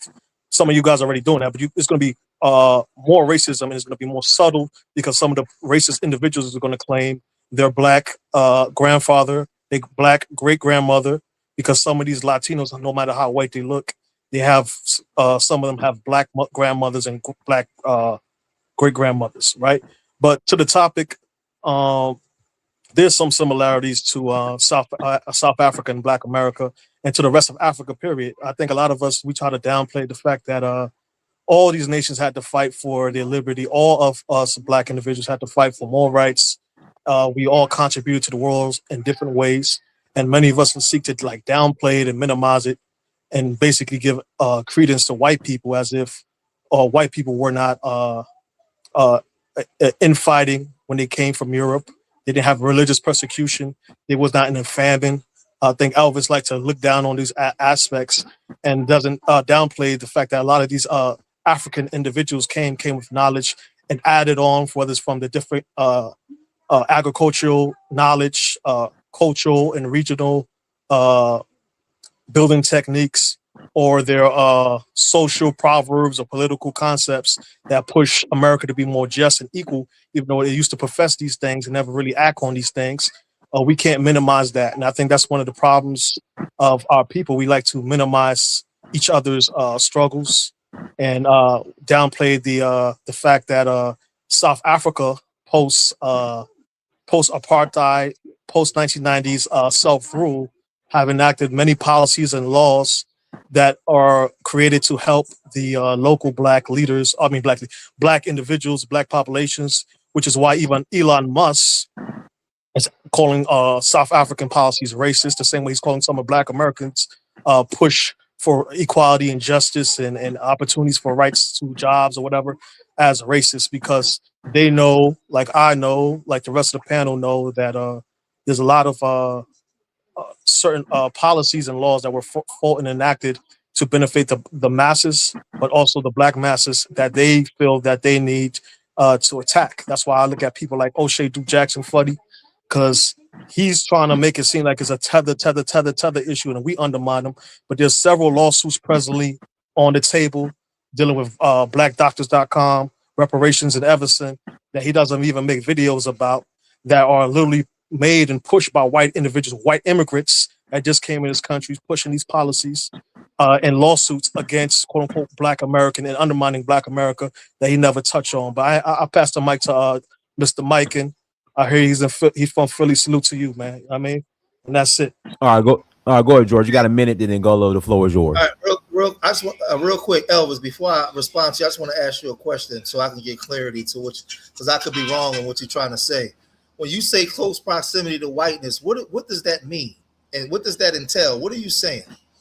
Okay, Diners made a show, right? He brought the topic up, and he's talking about if Black Americans and Black South Africans are suffering. I guess probably he wanted maybe say benefiting, but in his thing he said suffering from white proximity. White proximity, like somebody was trying to make the case about DNA, is about physical proximity. It means you're close, to a particular group of people. They could be your neighbor, they could be people that you live, next to. You do business with them. So that being said, colleges, things that black people benefit from, whether it's black So, Americans or immigrants, on a daily basis that make our lives better because so we would I have be wrong? proximity to white people. Yeah, so I'm hearing what you're saying. You made the term "make our lives better." That's what I'm saying. Where there's a disconnect between the black immigrant and the black American, and I want to have this. I want to say this where we can get a outstanding understanding. Because what you're saying, what our ears is hearing is that they're superior to us, and we can't develop or do anything without them. Would I be wrong? Am I incorrect in making that assessment based off of what you're saying? In a way, yes, because the black people do everything that white people are doing. Yes. So Have okay, have so black people done it right now? Are we living in that reality in no, America? no, stay there, stay there. This is what I'm Mhm. saying. So now I want all my FBA brothers and sisters, because this is a conversation where I don't want to be disrespectful. I just wanted to get out. So I asked. So he said, in a way, they are superior to us. So when we make the statement that the way y'all view white people is different than the way we view white people, so it makes y'all dangerous to us at times, even when you're not even trying to be. It's just a mindset. So what I'm saying is, when I started, and I preface it by understanding the history of who we are and what we've done, separate from the white man, right? The white is things that the white man benefited from us, and he couldn't get things done without our contributions as FBA Black Americans. What we did here on the soil, and why when I did a video when Black Power was a global phenomenon, other Black people from all over the world came here as a standing point to push. To push certain things, because our arms was always open to all other black people. So Marcus Garvey don't become who we become if he don't come to America. Farrakhan, so many of these other groups. Nigeria's first president came here. They came here up under our people because they saw what we were doing. But when you guys start speaking and y'all don't reference that to us, we looking at y'all like y'all crazy, because we don't view white people the way that y'all view white people, because we invented the first sneaker. We invented so many different. Hold on. You generalizing though. Why's Elvis the rubric of foreign blacks? I'm a foreign black. Just spoke, brother, said something brother, similar brother. No, to Just this. hold let on. him finish Somehow, first. Yeah, hold on, hold on. Elvis is the Yeah, standard of the foreign black. There's a bunch of African I'm gonna Americans that land speak here. no different than Elvis. Yeah, Let him finish. Let him I'm finish. gonna Go ahead, land Boris, here. and then I got What I'm Pastor saying, Ngolo. what I'm saying to you, what I'm saying to all the foreign blacks, and I'm not speaking to. Well, let me rephrase that, because not all, because everybody don't think that way. Based off the conversation that me and Elvis is having, and why I preface it by asking him, we don't see them as superior to us, because in this country, I can't speak for other countries. When you guys want to come here and you see the greatness of America, we were in those labs producing. We just didn't have ownership of things because they had the better military and we were conquered by them. But we know what our contributions was, so we don't see them as superior to us. We know who we are, so we're going to see it different, Elvis. That's all I'm saying. Yeah, we do. We see them as superior. I'm FBAK. You sound very hungry, man. All right, let me pass the mic to Ngolo. Go ahead, Ngolo. First of all, good afternoon, brother. Thank you for holding the conversation. Um, yeah, I mean, this is just so far the sentiments are disgusting. It just shows, man, their inundation and propaganda is effective, bro. I would say, do quote unquote black Americans long for proximity to whiteness? Yeah. Do quote unquote South Africans long for proximity to whiteness? Yeah. But that's not unique. That is common amongst everywhere you're going to find on planet Earth black people. You're going to find that element within our group of people due to the propaganda and inundation that we're subject to through colonialism and any other term that you want to put on it. We are under conceptual lockdown. Majority of black people do not have the wherewithal or confidence or desire to formulate original concepts that they created within themselves. people keep talking about these institutions that we quote unquote benefit from proximity to whiteness. The benefit that we quote unquote receive from it, the negative effects are exponentially worse. These institutions are funded through pillaging. They're funded through ill-gotten gains. The Vanderbilts of the University of Vanderbilts, the University of Georgia, the Georgetowns, the Yales, the Princeton. All of this research is funded through all of the resource extraction that they're going around the world doing.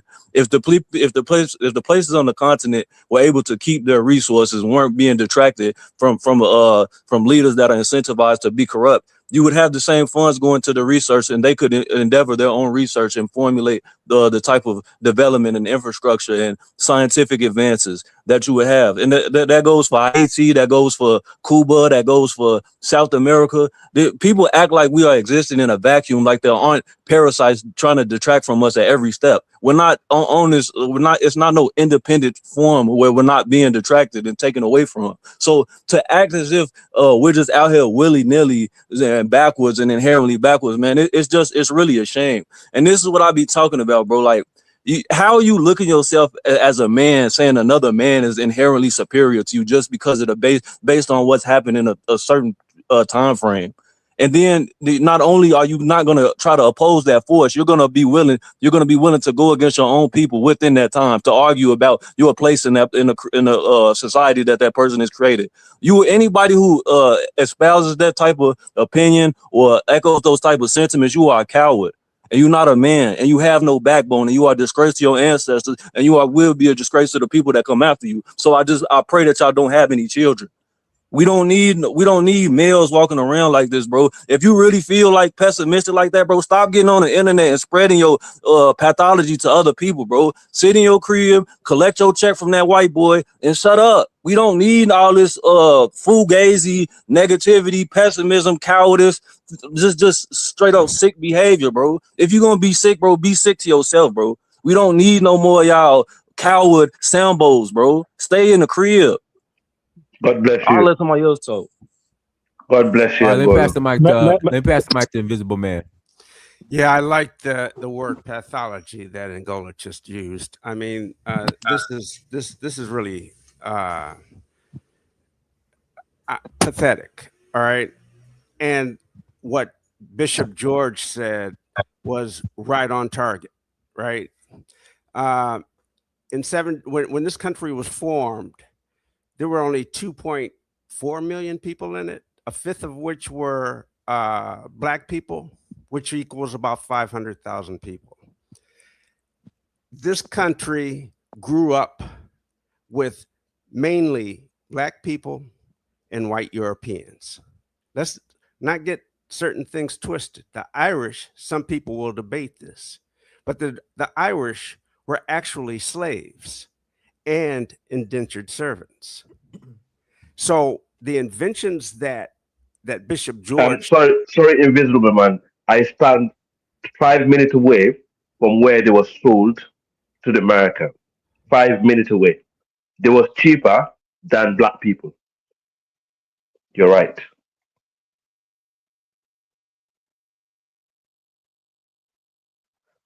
Sorry to interrupt you. Invisible Man, you there? Invisible Man. I guess we lost him. Go ahead, Big Black. And then after Big Black, Principe, you I'll pass it to you. Go ahead, Big Black. Unmute yourself. Big Black. Pause. Okay. Can I go out the Go ahead. Go Blackie? ahead, Principe. Yeah. My question was going to be to the panel in general, and especially to Elvis, because some people have this like concept or thought that black cities just simply are poor or whatever due to the fact that they were because it's black run, which is a false notion. Some of these cities were already becoming poor, right? Certain regions, some of the areas, right, where the black people were already living in, and then when they became the majority in the city, some of these not even when their population grew, basically, some of these white individuals basically practiced white flight and left, right, and they went to these surrounding suburbs. Like George could speak to that because he from Philly. In Philly, when you come to Philly, like you go to Bucks County, some of these areas, Levittown, all these kind of little areas, these some of these individuals from those areas used to live in Philadelphia. They left due to white flight, and they took their economics outwards, similar to what happened in Zimbabwe. Zimbabwe is still pretty much well run and is run similar to what it was. It's just that they basically put an embargo on it, and the similar things happened to African Americans here in America, where they try to like squeeze the economy of African Americans in these majority black cities. My question, and it's similar to in South Africa. South Africa saw what happened in certain elements in Zimbabwe, and they tried to find a balance between it. So my question to people like Elvis and who feel like African Americans or South Africans didn't fully contribute to America, how do he feel that they what different what how can they differently operate in America to not contribute to? I don't even know how to ask the question. But let me get 30 seconds real quick to answer. Yeah. Go ahead. Right. So I think everybody on the panel, right, who's honest. The thing about me is I don't play the Pan-African, game. I'm an African. I support African people, but I'm honest. If we are being honest with ourselves, we'll all say that black people in this country, we benefit from proximity to white people. That's no. But my question to you, would so you I don't know why if there were no laws on the books that protect you and you get lynched? Hold on. The amount of information we have access to is a result of proximity to white folks. people. Y'all cannot Dinah's argue right. with Dinah's get on the airplane. So hold on. Let me answer your question, bro. You'll get the mic. Dinah's get on the airplane every few months and go to Africa and go all around the world. I guess somebody would say it's a black man that invented the airplane. If we mention cell phones and computers, somebody will say, well, do you know a black person contributed to it? I'm sure he did. The things that we benefit from on a daily basis that makes our life better, we enjoy them because we have proximity to white people. When Dinah goes to the continent, right, and if he's being honest, in certain countries, in most African countries, his standard of living is lower because he doesn't have some of the utilities that he has in the United States. He doesn't have the proximity to white people on the continent. So certain things are not at his fingertip. Certain infrastructure is not, he was talking about the infrastructure in South Africa, in Cape Town, which he says one of probably the best city he's ever been to. We know that Cape Town was built and most likely is being maintained by white people on the continent of Africa. So when we're being honest with ourselves, it doesn't mean black people can't do it. The current conditions is such that many black people all around the world want to come to Western countries. Why? Because their infrastructures are better, their educations are better. The medical, health system is better than what we have on the continent. Can we build one like them? Perhaps we could, but we haven't done it. That's what people like myself and other Africans, millions more wants to come to the West or come to the United States. Because when you're around the white people, you have certain things that you lack in your own homeland. Whether we're incapable of building those things or maybe we haven't gotten to that level yet, I don't know. But it's just the reality of it. It's not dissing us. I'm just telling you the current reality. That's people thinking like you, it's not going to change though. That's what I'm saying. So what does it matter? India. He gets thinking like you not going to change it either, dude. Nah, it really will. No, white man abstract ideas. Who are you to say that his thinking won't change anything and your thinking hasn't because it's changed conservative. anything? It's a conservative element. His thinking is going to conserve the status quo because he's going to just benefit from it and he's comfortable with it. No, it's not. Acknowledging the reality is not being, doesn't do negative. Bro, what are you talking about? And what did I say? No sentiment I have ever echoed has ever said anything about conserving anything. It's completely radically against that. So, bro, you could come on here with the coon stuff you said, talking about some we can't do it ourselves, brother. Bro, but you can say coon all you want to just bro. because my opinion differs from yours. Nah, bro, no, I'm gonna say it's a coon because again, you basically said that the white man is superior to you, man. I'm not saying the white man's superior to anything. Brother, I yes, said he's dominant right now. Yes. Dominant and superior are two different words. Okay, so if somebody is perpetually quote unquote reality and be honest with yourself, bro, that don't mean that you hate yourself. Nah, but who's denying the reality right now? Right now we're not even in the game, brother. But I'm saying thinking like you and Elvis, it's not finna change. Y'all are detractors, bro. How are we not in the game? Can you acknowledge that they're dominant or not? Globally, we're not in the game, brother. We're not manufacturing any weapons. If you not acknowledge that they're dominant, you can't even address your problem, bro. Nah, bro. Brother. All right, guy. You I gotta misconstrued what I pass the mic said. to Big Black. I gotta pass the mic to Big Black. Go ahead, Big Black.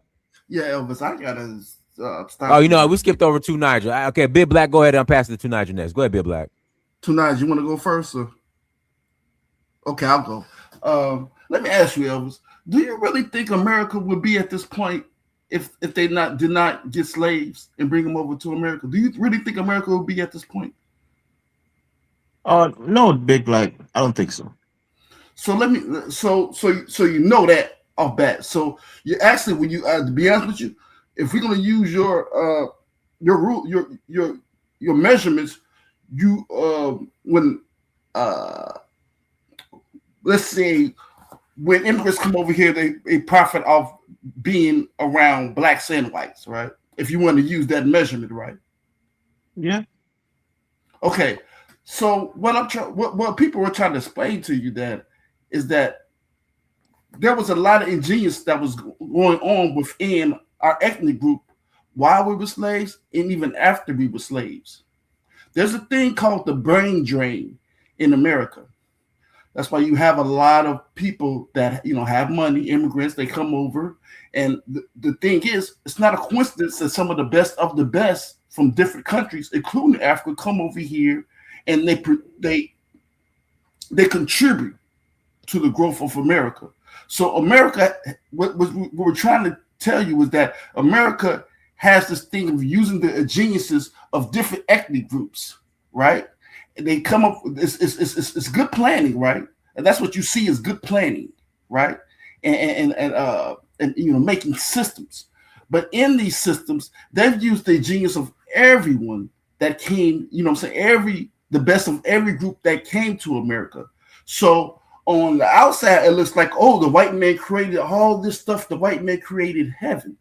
But if you have a system, right, where you're enslaving people, you're telling them that they're 3/5 of a person, and you got black people still persevering, getting there, we're understanding as we're going through the system, hey, you're just a man just like me. Frederick Douglass taught himself to read and write by asking the slave master wife to read to him.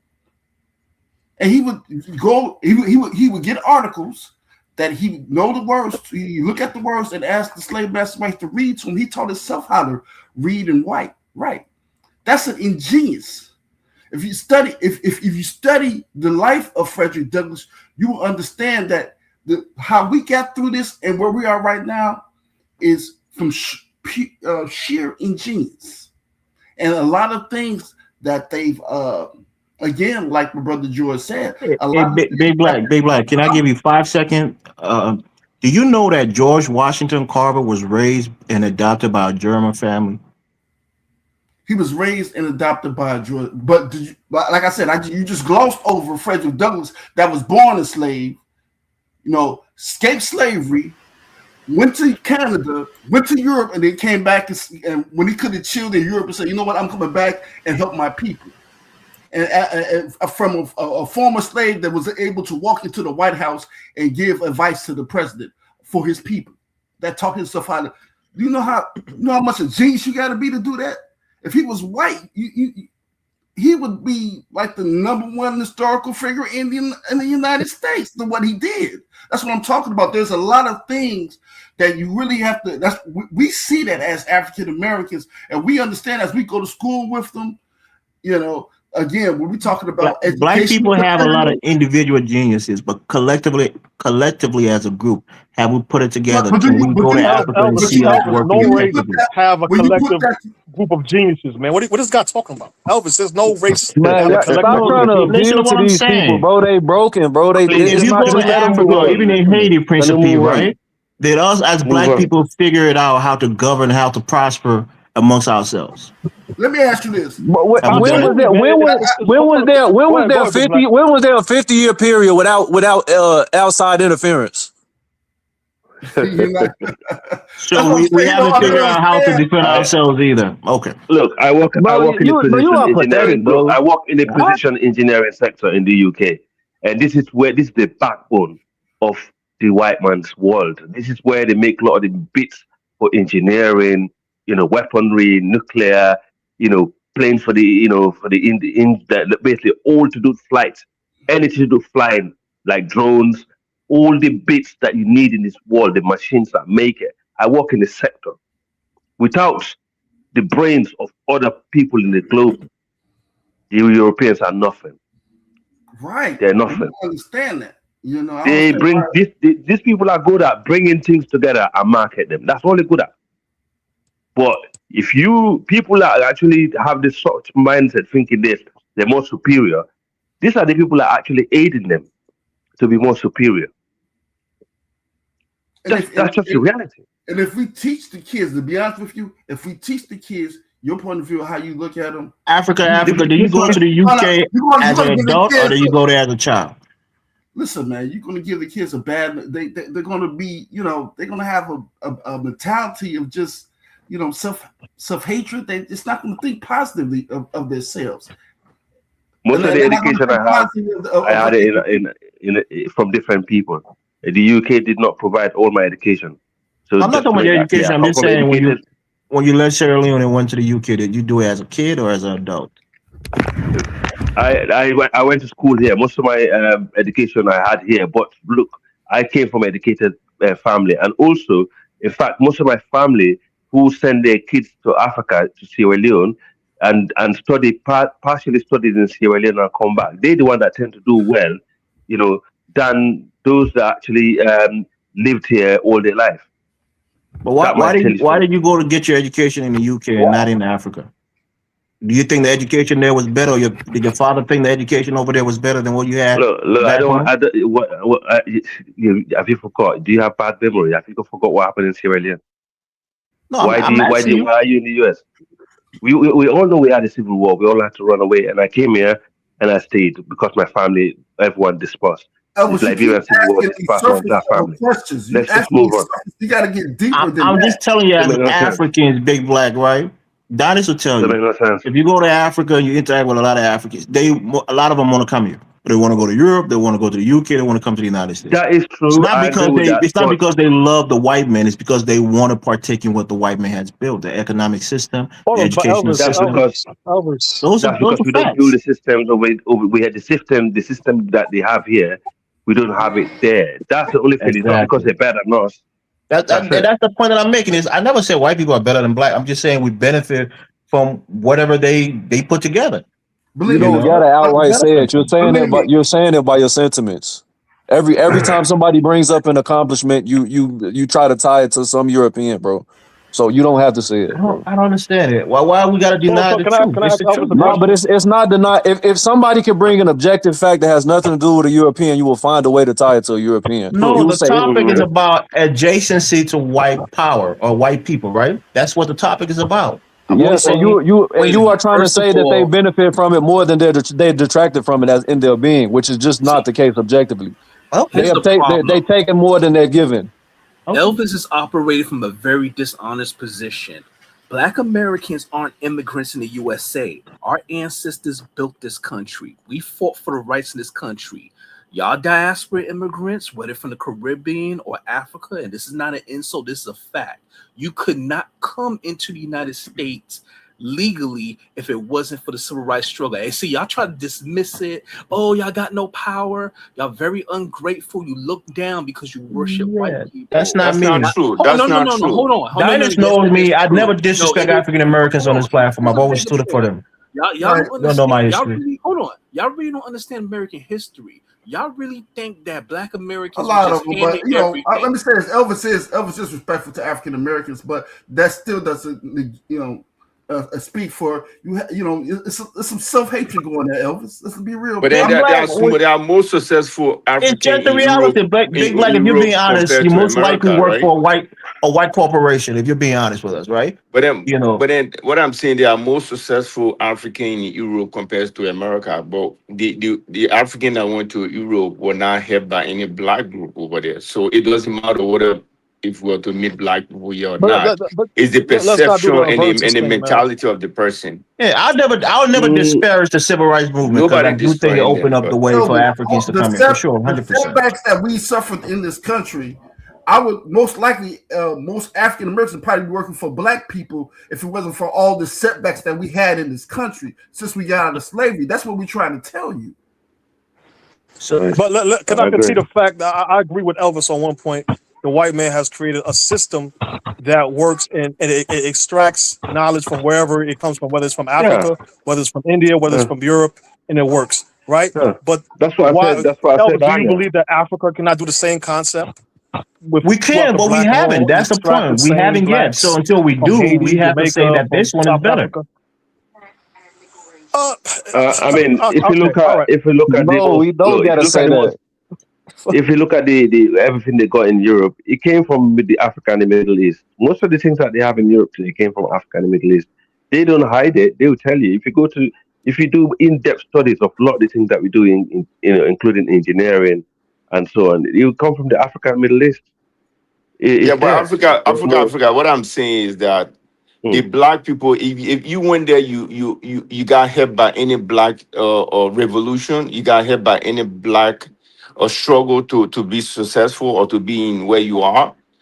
So saying that Africans are making it in America because of civil rights movement, it doesn't make sense. It No, won't but make no hold on, No, CD, difference hold on, I CD, mean, at all. CD. Siri, It won't one make no second, difference. I Siri, mean, look, the most it depends successful on the African, person look, mentality when you come into the in country. a What CD, are you looking for? in our countries and our ethnicity, with most successful of people, group of people of ours, these are the people that are still in the continent. If you look at most of the rich people from my ethnic group and your ethnic group, and the most successful one, they stayed in the continent. They didn't leave. Exactly. So that, Right. yeah. City, your people would have came. You think your people could have came over here in the 40s? Do you Listen, really think that? So I wouldn't even come here. It only Americans that used to go to my country. I Hold left on, because of so civil war. Let me and tell you that. That's CD, what you don't know.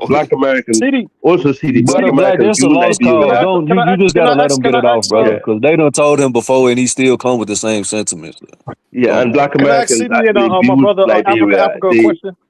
Yeah, go on, sir. How were blacks treated in Europe pre In England, 1940s and 50s, especially after the Windward? i Because i I heard that they were mistreated. Can you tell CD how they were treated in yeah, Europe? yeah, absolutely. We learned this in the school in the UK. The city I live, they had what they call the bus boycott. These were all movement that stemmed from the US. Okay, um, the African Americans, activism is what helped Black Brits, gain their rights in this country.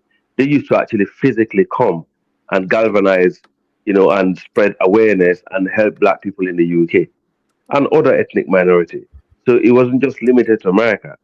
Like all this Martin Luther King era, Malcolm X era spread to the UK. So there's no doubt African Americans have paved the way for entire human race to gain some form of freedom, and actually, have some opportunity to have equal rights, some kind of equal footing. Even though we're still struggling, it's not 100%, but based on their legacies, we are still. In fact, look, even BLM for that matter, you might laugh about this, right? And say, oh, this blah blah blah. But even BLM, the death of George Floyd in America, have actually made a lot of changes in the UK when it comes to policing, for that matter, and that's because of African Americans, civil rights movement and their mentality and their mindset that spread into Europe. So anyone that minimize that, they need the head to be checked. They got issues big Not time. only them, the Africans too. There was Africans. Even when Paul Robeson went over there, he was saying that some of the people that helped him get more conscious was the African individuals over there, right? So the fight is a Yes, global thing. the When you're trying to make it seem, go ahead, No, brother. the Caribbeans. Like the boss. This no, the boss boycott. It was the Caribbean. The Caribbeans and the African Americans always work together. There's not a lot of Africans in the UK. If I'm honest with you, back in the days, they're very limited Africans. Majority, I would say 90% of the black people that used to live in the UK were from the Caribbean. Okay. No, I'm not talking about enslaved. I'm talking about like 1920s, 1930s. Well, Because guys, let me read these super I'm chats. realize AJ Niger, thank you for the $5 holla. White people are not superior than us. They are just more brutal than us. That's how they maintain power. Uh, JC Inc. Thank you for $1.99 holla. European built Europe themselves, no slaves. That's a white boy on that account. Two Nines is But yet to Yeah. speak though. oh, go Yeah, ahead to go Niger. ahead to Niger. Unmute yourself to Niger. Yeah, thanks, Diners. Thank you for having me, and greetings to all the panelists, the chat, and to the viewers. About the topic, the title, it says whether African Americans and South Africans suffer from proximity to whiteness. I think you have both. They've suffered in this, especially African Americans have suffered in the sense that not like South African, African Americans lost their ties to their tribes, their leadership structure that they normally had in Africa that completely dissolved, their languages, and the brutality that was visited on them directly with all that, all the historical stuff that we all know about. So that is a big negative. The South Africans experienced it in a different way, in that they were in their own land and were being oppressed there. So their oppression is, if for want of a better word, is less severe compared to the African American one. The disconnect the African Americans feel is a lot more absolute compared to that of the South Africans. And the African Americans, from what I can see, there is also the flip side. The proximity to the whiteness also gives them proximity to power. Hence, why within the black community they tend to be the foremost group that the black community has, and may also be part of the changing of the direction of the community if we leverage it well enough. After all, America is the superpower of the world. And from the point of view of Africa, Africa experiences it in a different way. We suffer from not proximity to whiteness, we suffer from distance from whiteness because we don't see the face of our oppressors like the African Americans do. We see the face of the oppressors in our own people. So sometimes being close helps you see clearly and understand the challenges you face more clearly. While in Africa, the distance makes it very hard to convince or deal with the problem, actually. Because I believe if African Americans had the kind of population that Africa has and has the resources and see the oppression directly, they will act and it will end. But Africans don't see it because they see it in the face of their own people, and instead of them to fight it, they aspire to be like it. So, from the point of view, in the case of South Africa, I just think that South Africans, their own issue is that they became free quite recently, and sometimes we forget that they've also been kind of colonized or oppressed for longer than most African countries. Like in the case of Nigeria, the British were there to colonize for about 59 years. That was it. South Africa was hundreds of years. They were there. So the way they look at the world will be slightly different. And I actually think they look at Africans as if they are somewhat superior because they are closer to white people, which is crazy. In the end, I don't think it's only suffering. It also offers opportunities to elevate oneself. And I think it's a bit of a shame because that's one of my biggest frustration. Anybody that knows me know that that's one of my biggest frustration, that Africans and African Americans and the diaspora have not leveraged this proximity to power to better our lot. Because I can't conceive any world where America will turn against 13% of its population just because they demand something. That will be the end of America as a nation, because that civil war will never end. And I just feel like Black Americans have not necessarily realized their power, just like Africans themselves have not really realized their power. Sooner or later, we have to figure something out. So I don't think there is too much to be said about it. You can't compare African Americans and South Africans. I don't think it's similar at all. It's very, very different. African Americans, what they've experienced is far more absolute than what the South Africans have experienced. Thank you. Well, South African, I don't think the way people think of apartheid was like that. The white people came, they said, we don't want you guys to marry white women. We don't want you guys to use our system. You'll build your own stuff. But because black people are too or sensitive, they say, oh, they are oppressing or they don't want to use their soil. They say, we don't want you guys to go to our school. You build your own school. So if the South African black 51 million were to build stuff for themselves, I don't think they will be fighting the other black people that have built things for them, right? So they My big refuse to build stuff for themselves. my I big think, brother. Let me push back on you, bro. Right? In defense of the South Africans, right? The right. one thing that the white people had advantage of, they had connection to other Europeans, whether it was from the Netherlands, Germany, the UK. They were doing business with those people, so they had an advantage. When most of Africa was colonized, so the Africans there were at a great disadvantage. But again, to my point, you're making my point. As black people, are we capable of really building a first class society devoid of any outside help, so to speak, white people in particular? Have we But done it before? even if Even Liberia, right? Let's talk about our We've country. Let's done talk it about our before. homeland. We can do it again. That's just simple. One But second, we please. need to be organized. Yeah, That's you're it. right. 1 second. I was talking about Liberia today, right? And guys like to bring up Liberia, right? Our executive mansion, we credited like 60% of our GDP, which is like 15 million United States dollars at the time. That was our like 15 to 60% of our GDP at the time, and it put us in hard economic hardship just to build our executive mansion with a high interest, loan. When Tubman took that loan to build the executive mansion, it was along Togo that built it though. no, Tubman. Tubman built the executive in Okay. 1960. So I'm just saying, most of our infrastructure, we didn't have the capital to build them on our own because we had so much money. We had to borrow money, high interest rates to build our infrastructure. We either got it from the United States government after World War II, like our airport and our seaport, or we borrow money at high interest rate to build our biggest, landmarks in our country. So when people talk, they act as if black people on the continent was doing in isolation from Europeans. Most of the monies that we had brought in was from European countries. We borrowed them, we pay high interest, we gave them concession, sweetheart concession deals, just so that we can have access to some of the things they had access to because we didn't have the funds to do it on our own.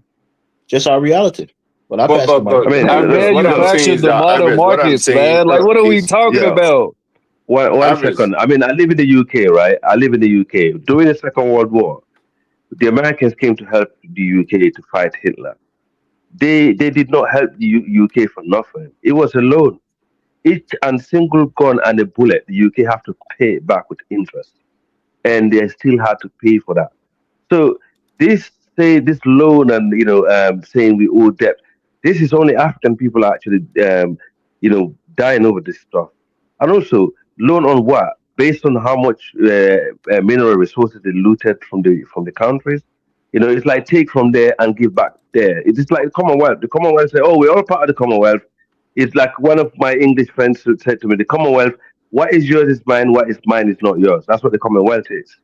Okay, and this is a system that they have used over the years, and they're still using it in the francophone country. That's why you see the AES is fighting back on things like that because it's a system that they created. Again, it's going back to the systems, but because these people are unified group, they unified on one thing, they unified on race, okay, and they've unified on believing that they're more superior to you, and they mentally have already got you to believe that. So if someone already mentally can get into you, boom. I mean, look at Liberia and Sierra Leone. When we had the civil war, did these people came in to help us? No. I'm going to play a little Google here. Thank God to the Sokoto, the creator. So thank God to the creation of the Sokoto Caliphate in northern Nigeria, the Nigerian state, who are the one that came and rescued Sierra Leone and Liberia. The Americans didn't. The British, they only came to the end of the war. Okay, they came right at the end of the war to rescue their guy who was being captured by the West Side boys outside Freetown.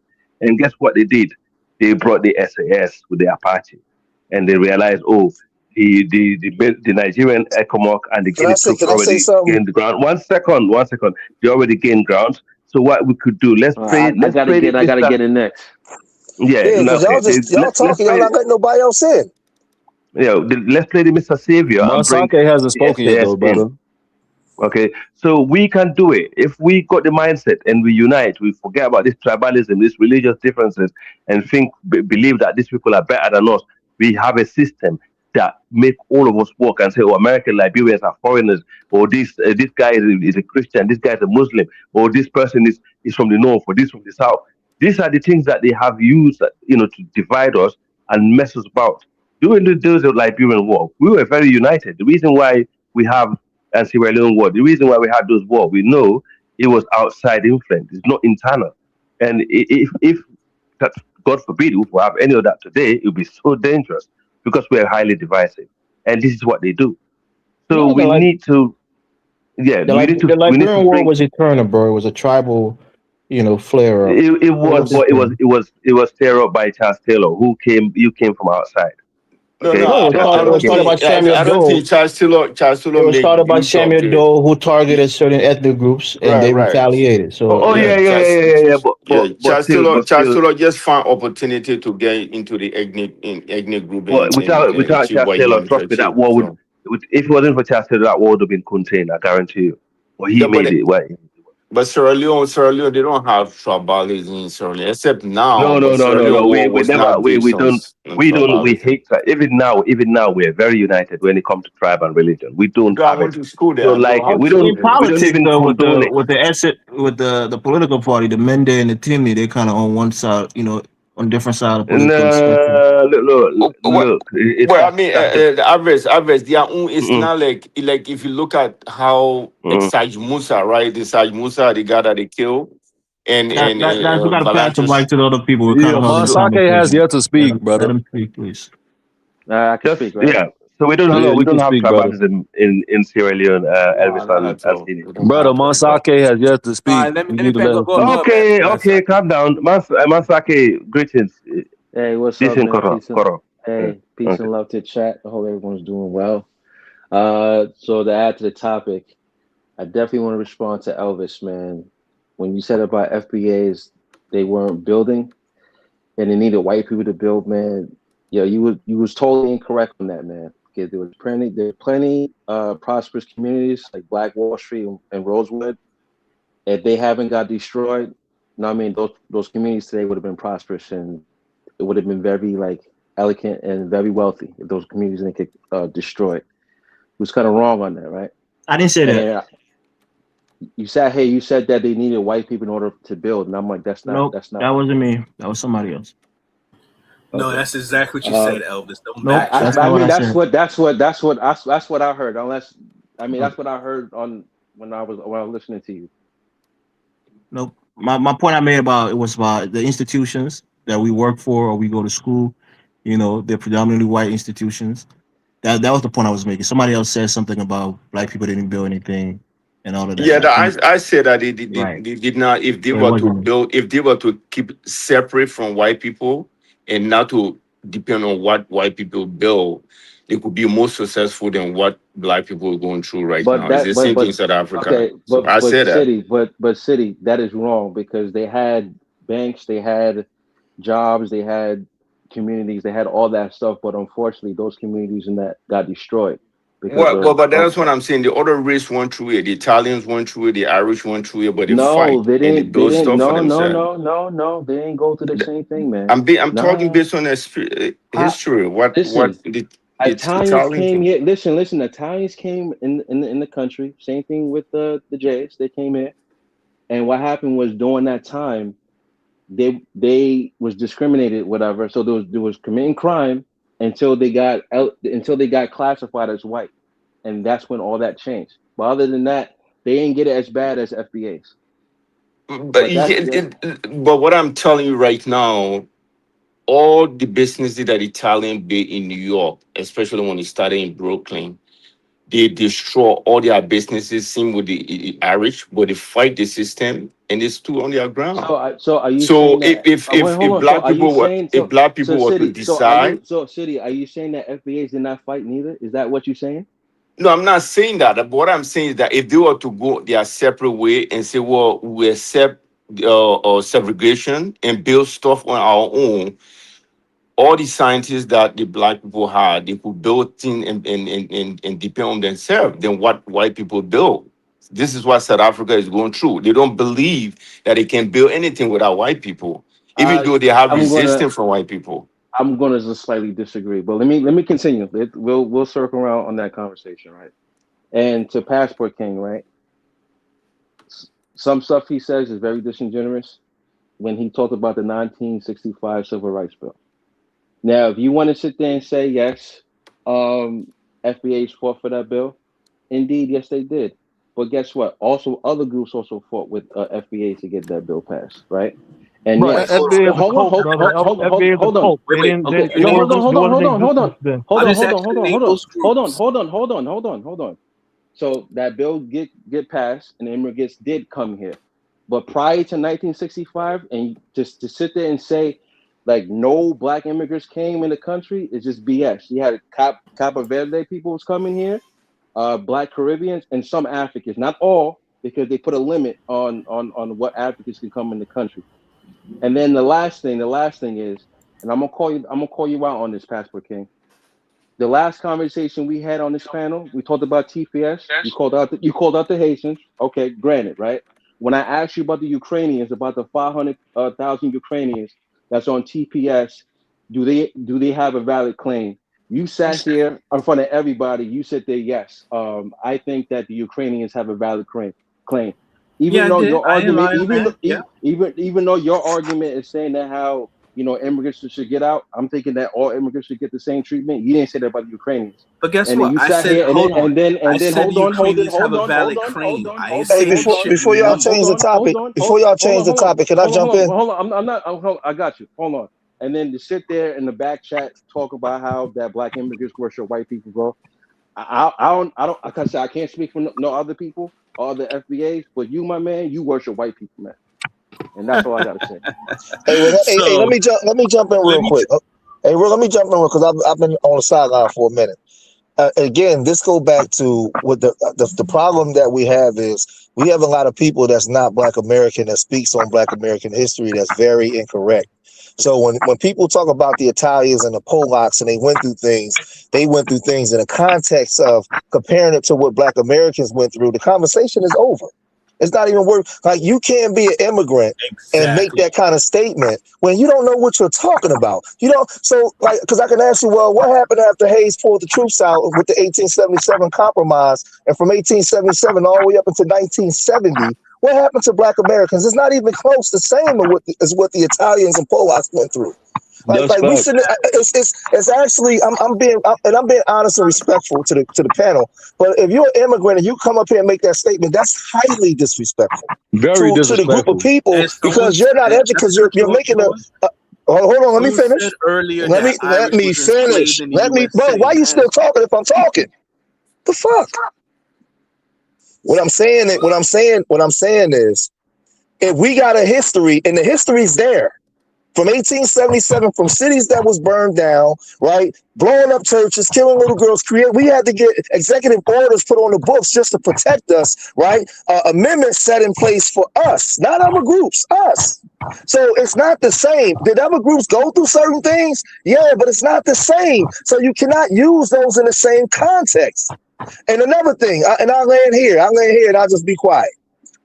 When Elvis, when you use the term them being superior, when that African brother spoke about 20 minutes ago, and he said this, a lot of Africans see their own people as the enemy. We see white people different because of our proximity to them and the way that we operate towards white people. You guys rather come here and put your nose up in some white cooch or get a white man as a husband and join the system where we're fighting against it because you see your own people. I didn't say that. The African brothers said that. And the way that they operate on the continent. These are the real fundamental conversations that we should have if we want to really get somewhere. But don't come up here as an immigrant and try to compare our story to the other immigrant story. It's not the same. Yeah, that's very disrespectful. That's extremely disrespectful, South Africans Dynasty is I comparing the totally South agree with Africans the to last African speaker. Americans. That's the topic of the show, brother. It's not Nah, me. but what he That's he juxtaposed us what we went through over here to the Italians and Irish, bro. That's extremely disrespectful, bro. Like, Also, someone But said listen, earlier that the nobody is Irish were saying that slaves. nobody is That saying is that yeah. they didn't 100% destroy anything incorrect. from African American. There's But the thing many is, Irish you historians. cannot say something was destroyed from it, then you don't want to resist. But Okay, City, you were Nah, they but may wrong. not have again, the brother, same, City, you were wrong. You they may not What are you have the talking the about, same City? resistance didn't stop. It just magnitude dissipated in of Hey, pockets. City, City, you who I were was don't know A. what you wrong. Philip mean by this. Randolph, I City? don't even know what you mean by Hey, disrespect. City, let me ask you a Nah, question, it's City. Hold disrespectful on, because hold on. you comparing two Let dynamics me ask that are City a completely question. different. Let Bishop Let me ask City a answer a question. question. Go ahead. All Let right. me ask City a question. Since you Yep. said that we don't want to resist, I'm holding you to what you're saying out your mouth. So you made that comment, right? I'm gonna see how educated you are on our history. Who was A. Philip Randolph? When I say resist, let me go to my No, point no, no, right no, no, now. no. Stop. I heard you. Who was I A. don't want. Philip I don't want to Randolph? go. I Answer the don't want to question. go. For me, I like to move forward. I don't want to No, depend on listen to history that. No, because but listen to what I'm saying. Based off of history what you're tends to saying, hold us back. no, History but tends to CD, hold us listen, back. CD, So over I want to talking go me in not the. gonna make I it want no to go better. What I'm saying to you is forward.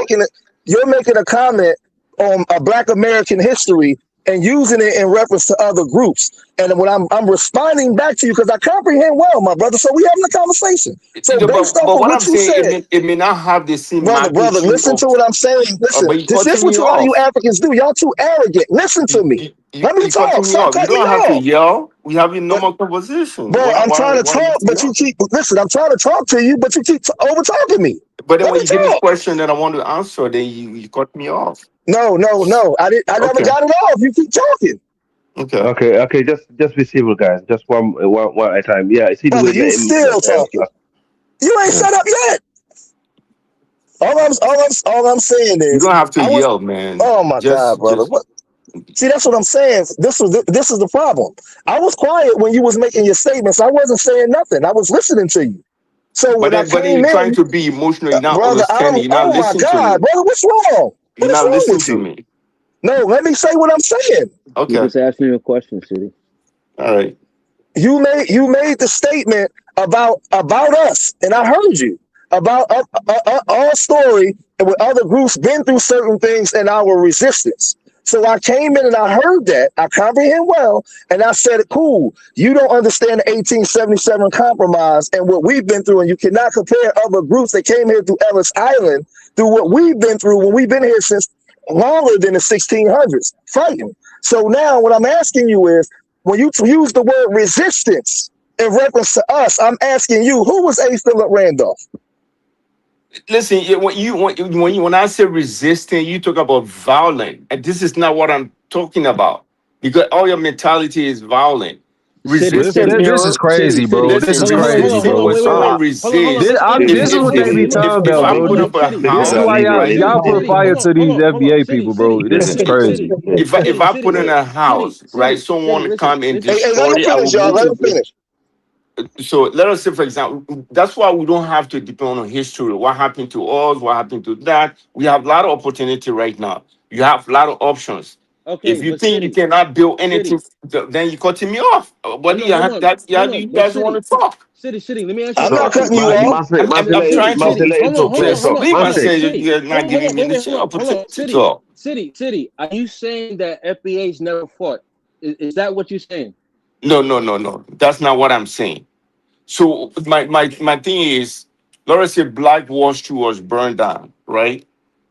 How many Black Wall Street was burned down? Maybe one or two, right? No, not No, one or no, two. There Okay. was no, Let us say no. 10. 10, This, 10 But Wall Street this is was what burned they be down. saying, 10, bro. okay, let us say this is 10 what was you burned down. This argue is because what you they don't be know what saying, you're them talking FBA Okay, people, bro. And let's they, say let CD 10 your was speak. burned sentiments down, ain't right? replacing about. it. Let Yeah, me no. finish. 10 was Yeah, burned down, right? let him If speak. Let if him speak. Yeah. if someone burned down your house, right, and continue to burn down your house, you cannot sit on the side and say, well, yeah, they're burning all my stuff down and hold on to that history for the rest of your life. Right. When I say resisting, What the try to hell build you? something No, at the same No, time as you long as don't. You the don't person start understand getting U.S. build history. something because You talking nobody is they not about going did to though, sympathize City. with you if you're City, not they did. building. City, Hey, do you know why? hold Do you on, know y'all. why? Hey, hold on, y'all. Cause They listen, did. now Nah, hold on, nah, real quick, nah. Can real I say quick. one Listen, I'm thing? glad that he said Yeah, that. So please. But No, hold on, real quick. Can I say one thing? Hey, look, So I'm gonna get that. that's what I'm comparing it with the other immigrant. I mean, it No, may but not this where have you the wrong, same, it may CD. not have the same magnitude. It may not have the same My advice. magnitude that what happened to Black That's a Americans. major No, see, factor. But at the Like, what are same we talking time, about? If Yeah, it's you not the cannot same be you magnitude, why cannot are you be teaching comparing this it? to your generation City, to you your wrong. generation to say, no, oh, we CD. were This where victim, you we were wrong, victim, CD. and hold on to City. that. No, hold on, real You're quick, y'all, wrong. real You're quick, wrong. CD. This where you wrong. Let me address that. You You cannot hold on said to negativity all through the but rest of hold your on, listen, life. You CD. got to Let build me on address something. that. Slow down, calm down. Let's have a dialogue. Calm down. Don't filibuster. You said he made a statement. You said that when somebody burned our house down, we don't just sit there and hold on to that history. And the reason why I asked you who A. Philip Randolph was because it wasn't associated with violence. It was associated with building the black middle class in America that other immigrant groups came here and benefited from because they created the Pullman Porters. He sat next to presidents. We were the ones getting executive orders before the civil rights bills put on the books. Because of him is why black Americans were able to get their GI bills in the military. We were the one, our grandparents were the ones on the front line doing these things. When you had other immigrants that was able to come into our movements because of they was adding on to what we were already doing, and our arms were always open. When you make the statement that we're just holding on to that history, that's incorrect. So I got to correct you when you say that, because you guys are able to come here and benefit because other black people fought to create the economic streams that wasn't there. That's why I asked you who A. Philip Randolph was, and if you don't know, you're not qualified to speak on our history. But that's what I'm No, telling you I right agree with now. that. I agree. CD, he's right. He's Yeah, right. City, Look, you CD, can't speak on CD it, is man. what right. You I'm don't saying know, He's is bro. right. that You got CD, if brother, we big brother. continue to Listen, City, teach you the were wrong, generation man. you're a what happened You to were businessman, us, wrong, brother. man. Brother, you're a businessman. I know if Man. CD. if if you My guys brother, listen. continue CD, one second. to Let me just depend on address it, what, right? let me finish my He statement. might. Let me answer to what he said. Okay, okay, okay. So if you continue to bring those negativity into the thousand of generation that coming behind, it's not going to take black people anywhere, right? It's almost like the Negativity. Palestinians crying every day. It's no Wow. solution to it, Wow, this is right? crazy, So man. all we Yo, need to man, that do, sounds all we need to crazy, do is to man. move You are forward and try You to absolutely wrong, build. bro. ignorant of But if U.S. you continue to history. say, "Oh, we were targeted. This will happen to us," and people get those type of So, all right, negativity at the CD, back of their CD, mind, City, you what's they're the not going to definition of wrong. moving build. forward? You just got to What's the move on. definition of moving forward, There's a CD? lot Hold on, of hold What's on. the negativity definition? now. City, let me ask you a City, you question. wrong, man. Hold You on. wrong, man. Let's cut to the chase. No, no, no, By City, that no. statement, you You should say. be back let in me ask you a quick Liberia. You question. should move City, on and be back in Can Liberia. I? Go to Can I? Liberia. Can I just? City, If you can Can I make just? that You Can I don't statement, have City, to let me tell ask me you a that. you should question. Can I? forgive the Hold government of on. Liberia and be back Hold on, guys. home. Let's Build really in strip this Liberia. down. Forgive them people. No, Move Hold on. on. look. Notice This. how we strip But this down. City, Look. let me ask if you a you don't question. We'll travel to stick to Africa, there are Africa. a lot of African Americans that go into Africa and build. Diners go to Africa. People No, got but a lot of options. CD, if you make that If Exactly. it's statement not about working us, for I you, can yeah, you apply the can go same to anywhere. you. Yeah, CD, I can You can go apply the same anywhere. City, statement to you you, were my wrong, brother. man. You City, were what is wrong, Big man. bro, big bro. redlining? Look. Okay, one second, 1 second. Yeah, okay. Let's look. I disagree with most of the stuff that you said, big bro. Respectfully, okay, and I understand. I think. Listen, look. This is why I don't blame brother CD because he don't understand a lot of the stuff that going on with the civil rights movement and the African American history and some of the Caribbean history. I understand this because I did study on it. And if you don't do study on it, it's very difficult. And this is why in terms of the voting bloc, I always, you know, think yes, it's about time African people learn a lot from African Americans when it comes to internal politics in America and also in the Caribbean, in the UK. African migrants should learn from the locals who already been here when it comes to internal politics. They can decide who they want to vote for, where they want to go, but it's best to have that baseline understanding of the situation they find themselves in. Because look the straight TV. I agree to most of the stuff that you said, but CD understanding is more like a kind of practical and a business mindset, but it doesn't work necessarily work like that in this day and age. And looking at the covert racism, because covert racism is what we're struggling with. Then we know the covert racism is what linger around. Then obviously we see the thing that blows up in the surface. And I, what people like Le- CDC and I, most of the Africans is the one that boiled in the surface. They don't see the covert racism. I And agree until with they you, brother. understand that, yeah, I yeah. agree with you, But but but let Africa, me ask you. Africa. I went to Let me school here. I yeah, know African no, hold on, American CD. history. I Hold on, live in CD. yeah. one of God the damn, African bro. American history. No, I'm Hold on talking, for a man. Why are second, you CD. Yeah, Let yelling? somebody else. Let somebody else but speak.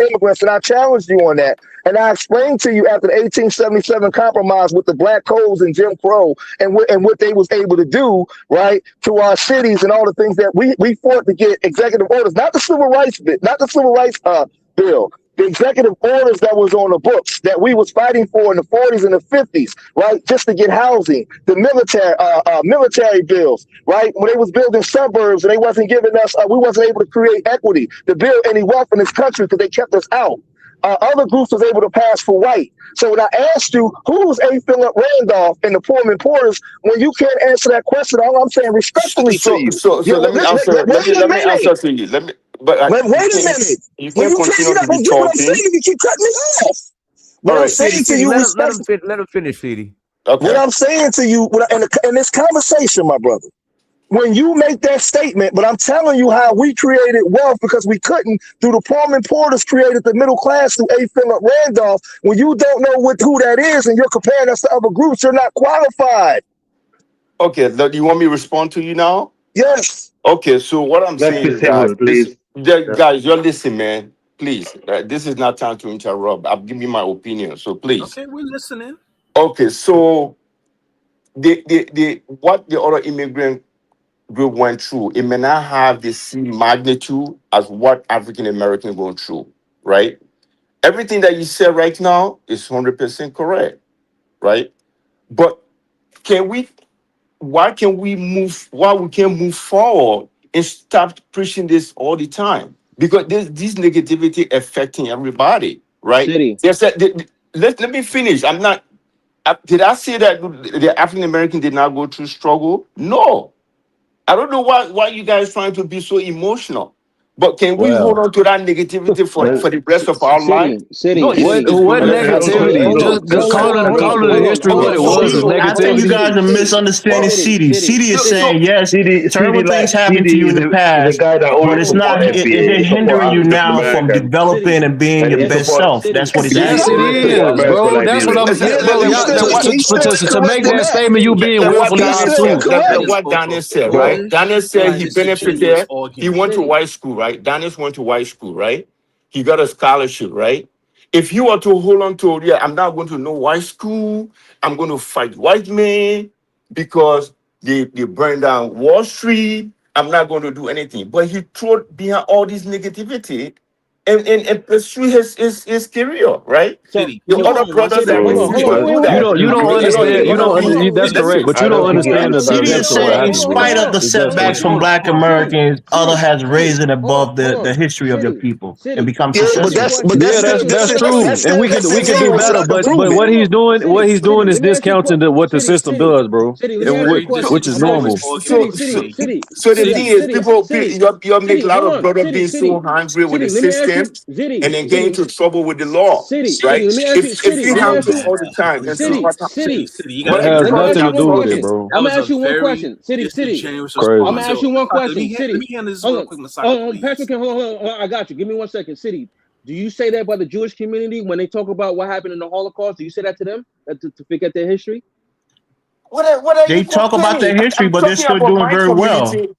That make no Their sense. What history type of didn't. question are you asking? Hold on. CD, answer the question, CD. I like to hear your response. Yes, I will tell the Jewish people to move on. I would tell and they have moved on. That's why they're getting a lot of success.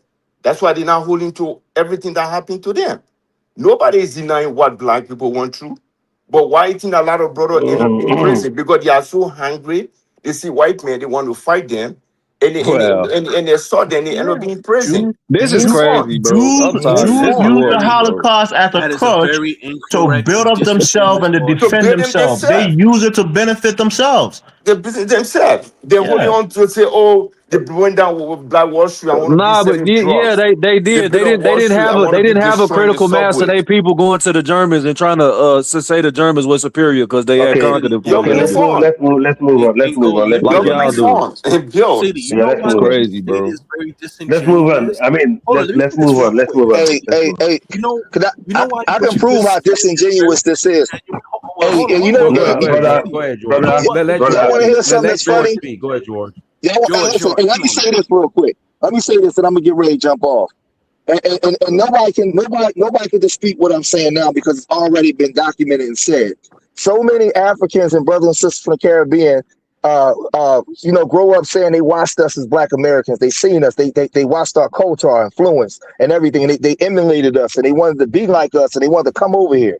So when CD's making this statement, he's being disingenuous because first of all, 90% of y'all come here because you saw other successful people that look like you already being successful here. So despite us complaining about the white men and what they've done, there's millions of successful Black people all across America, right? And they're not on TV, right? We're not all just doing bad, living in ghettos. We're doing well. And you guys saw that. That's why you came here, because you saw people, oh man, there's people that look like me. Y'all was already copying our stuff. So when you make that statement about us just saying moving on, we moved on. Yeah, People doing many different ways. but because of their Wait a minute, CD. No, I agree. you're not getting my point. CD is Joseph, right. He's discipline. right. Wait a minute. Let CD me is land right. my Back plane. to success. Let me land my plane. You're not listening to my point. CD, You're not getting me. No, Big let bro, please, me finish my please point. leave that What right. I'm saying is, So the thing is, what I'm saying is, our grandparents fought for certain things, and we have black people all over the place doing great things. When we have these conversations, it's disingenuous because it sounds as if all of us just live in the ghettos and we not accomplishing nothing. We don't own nothing. We ain't all we nobody's doing is saying that. complaining. Nobody is No, saying wait a that. minute. Let me land the plane. What the fuck? No, nobody is saying that. I don't know why you Let getting me that. Why land you the getting plane. no, Donnie, nobody's that's a saying 10 out that. of 5, Donnie. Bro, hold on. Listen, Who said the N I'm word? speaking. Who said the N word? Who Nah, said the he N word? just said the I F didn't say word. the N word. He didn't say the N word. I didn't say the N word. I didn't say that. What I'm CD, saying this man is, is I don't right. even know what this guy. CD, wait the man is a right. minute, CD, can cut me Which language off. you want me to explain this thing to No, you? You're I getting didn't so finish so though. Let me Can I finish, say and then you something can real quick after explain. George, man? Can I say Big something after brother, you, brother? Yeah, big let me brother, let me leave this finish. I'm conversation. gonna be 20 seconds. Let me finish. I'm gonna be 20 seconds, and then you can explain.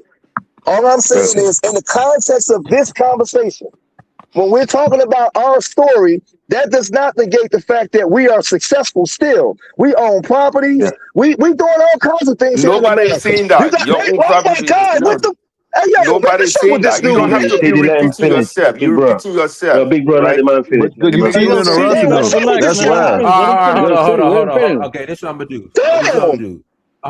Damn. George, calm down. George has a minute. If you interrupt again, he getting fined. There we go. You interrupt, you get a $10 fine. George, you got a minute. Go ahead. Yeah, all I'm saying is in the context of this conversation that we having right now, when you were saying that we complain in the white man and we're talking about our story, it's time for us to move on. What I'm saying is Dynas is a reflection of that. He went to college. He's become the best version of himself. We have over succeeded at a lot of things that our grandparents fought for. We're not just in the ghetto, poor, complaining about the white man. Yes, we're telling our story. Absolutely. But we're successful as well. And the reason why y'all here is because we're successful. You guys have told us that. Scores many times. So let's stop Right. being disingenuous in these conversations. We have every right to tell our story and talk about the things that happen to us, but that doesn't mean that we're not doing great things still in this country. Just because the 10% is the loudest in the room. There's many successful black people. So I land there. Right. Okay, can I No, talk now? Can Maybe I I'm can I short say to something real respond to quick, that. brother? Big bro. No, Daniel, one can second, I? Big bro. Big No, bro. no, no, no, Left, no, no. left, left hand. Actually, let Prince P go. Go ahead, Prince P. Yeah, salute to hold on, mama. Salute to Dinah's beautiful panel, beautiful ideas being balanced and talked about. I have a statement, then two questions. My statement is that we all gotta learn to respect each other's struggle because if Haiti didn't stand, Haiti wouldn't be free. If African Americans didn't stand, African Americans wouldn't be free. If Africans didn't stand on the continent, Jamaicans, if they didn't stand, they wouldn't be free. So we got to understand and respect each other's struggles. That's first and foremost. And one of my statements is again to the FBA cats. You see on the panel, the majority of Africans and Caribbeans and even African Americans are in agreement that CD is wrong. So when they try to paint this idea that we all believe and are like CD, this is one of those false narratives they like to push. And CD is not wrong. third, my I last don't even statement know is what this. you mean by I'm wrong. It makes no sense, right? My last They're statement is this. misunderstanding his Hold points. on, That's all. let me ask a question because Let him finish. Let him finish. especially the FBA types and some of the extremist South Africans, are they missing out on organizing and creating a stronger system? Good job, good job. A stronger system because like what Elvis is talking about. Because when people like George is saying that a lot of different individuals from the Black world used to come to America to study with African Americans, and the same thing is happening in South Africa. Are they both missing out on the opportunity to organize the Black race and create a new system to challenge all the other races? And that's my last question. Salute to Diners. God bless you. Beautiful panel, and I'm out. Okay, I have a question for the panel, right? Oh, hold on, CD. Give me 10 seconds, right? Give me 10 seconds. People like Larry Elders, right? People like Justice Clarence Thomas. These educated black men, right? They have a different perspective on how black people can rise up, so to speak. And they tell you that stop dwelling on the history of slavery and Jim Crow. You have an opportunity now that you've never had in the history of your people in this country to be better, to be your best self, to become millionaires, to be educated, to do everything and anything you can in this country. Yes, there's still systemic racism. There's still prejudice in the system, but certainly you have a better outlook to succeed in this country now than your ancestor ever had. So those people, they preach that form of black empowerment, and then there are others who blame the system. Both ways. They're good things you can see in both perspectives. But I think people like Diners and other people who have found success, in spite of the systematic challenges that they had in this country, it should inspire black people in this country, African immigrants, Black Americans, that you can succeed in this country. So I don't think what CD is saying is wrong. He's saying, yes, all the terrible things happen to you, but in spite of that, you should be finding ways to succeed. And I don't think that's the MO of the average quote unquote African American, bro. Where y'all getting this from? That they blaming the system and it's some hindrance to them in their day-to-day life. No, they know what's happened. They're at a disadvantage, but they still rise above. So what y'all are doing, bro, just mischaracterizing. So that's what CD was saying. So you agree with CD then, right? But no, that's not what he was saying. You putting what he's saying out of context, bro. He said a lot of nonsense before that contextually, bro. So let's be honest. I don't even know what you mean by nonsense. But Abis, let me speak to you directly. Abis, right? I will always hear Stephen Smith saying actually, we got a new caller on. Go ahead, GBS. Go ahead, GBS. Come after him, please. Thank you. GBS.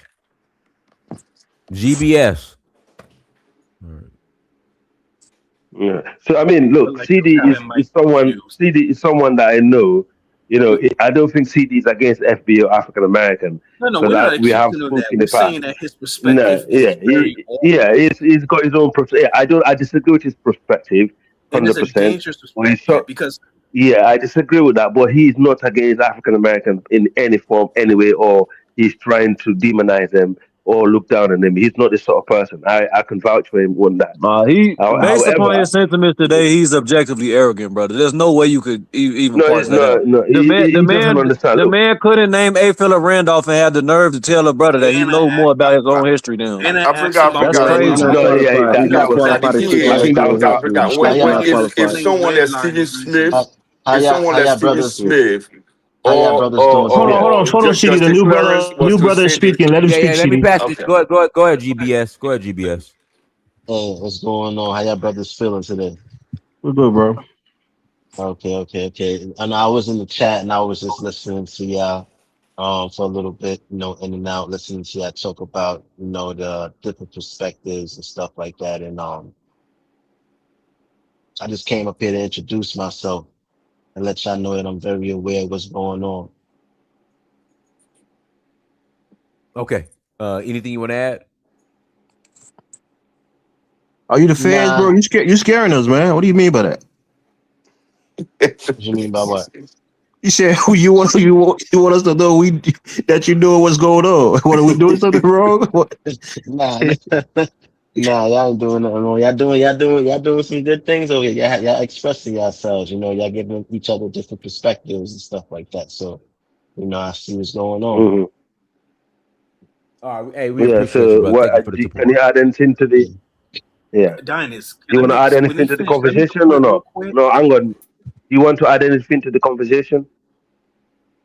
Do I want to add anything? No, I'm gonna continue to listen a bit, and I'll jump in when I hear something that strikes.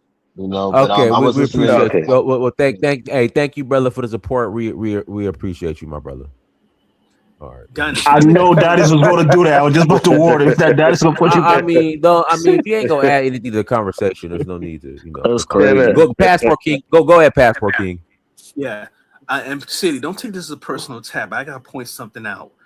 And go ahead. I'm open to opinion. When people say things that we need to just move past, you gotta understand. Slavery wasn't Ghana a few months ago at the UN talking about slavery is a crime against humanity, which it is wherever it happens in the world.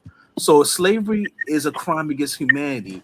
You understand that in every nation on earth, including the United States, there's no statute of limitations on crimes against humanity. So telling us to move past slavery and the restitution owed to U.S. slavery descendants is not just disingenuous, it's also tone deaf, and it's just a fragrant disrespect of our history. And I'll say this real quick, and then I'm gonna like land my plane.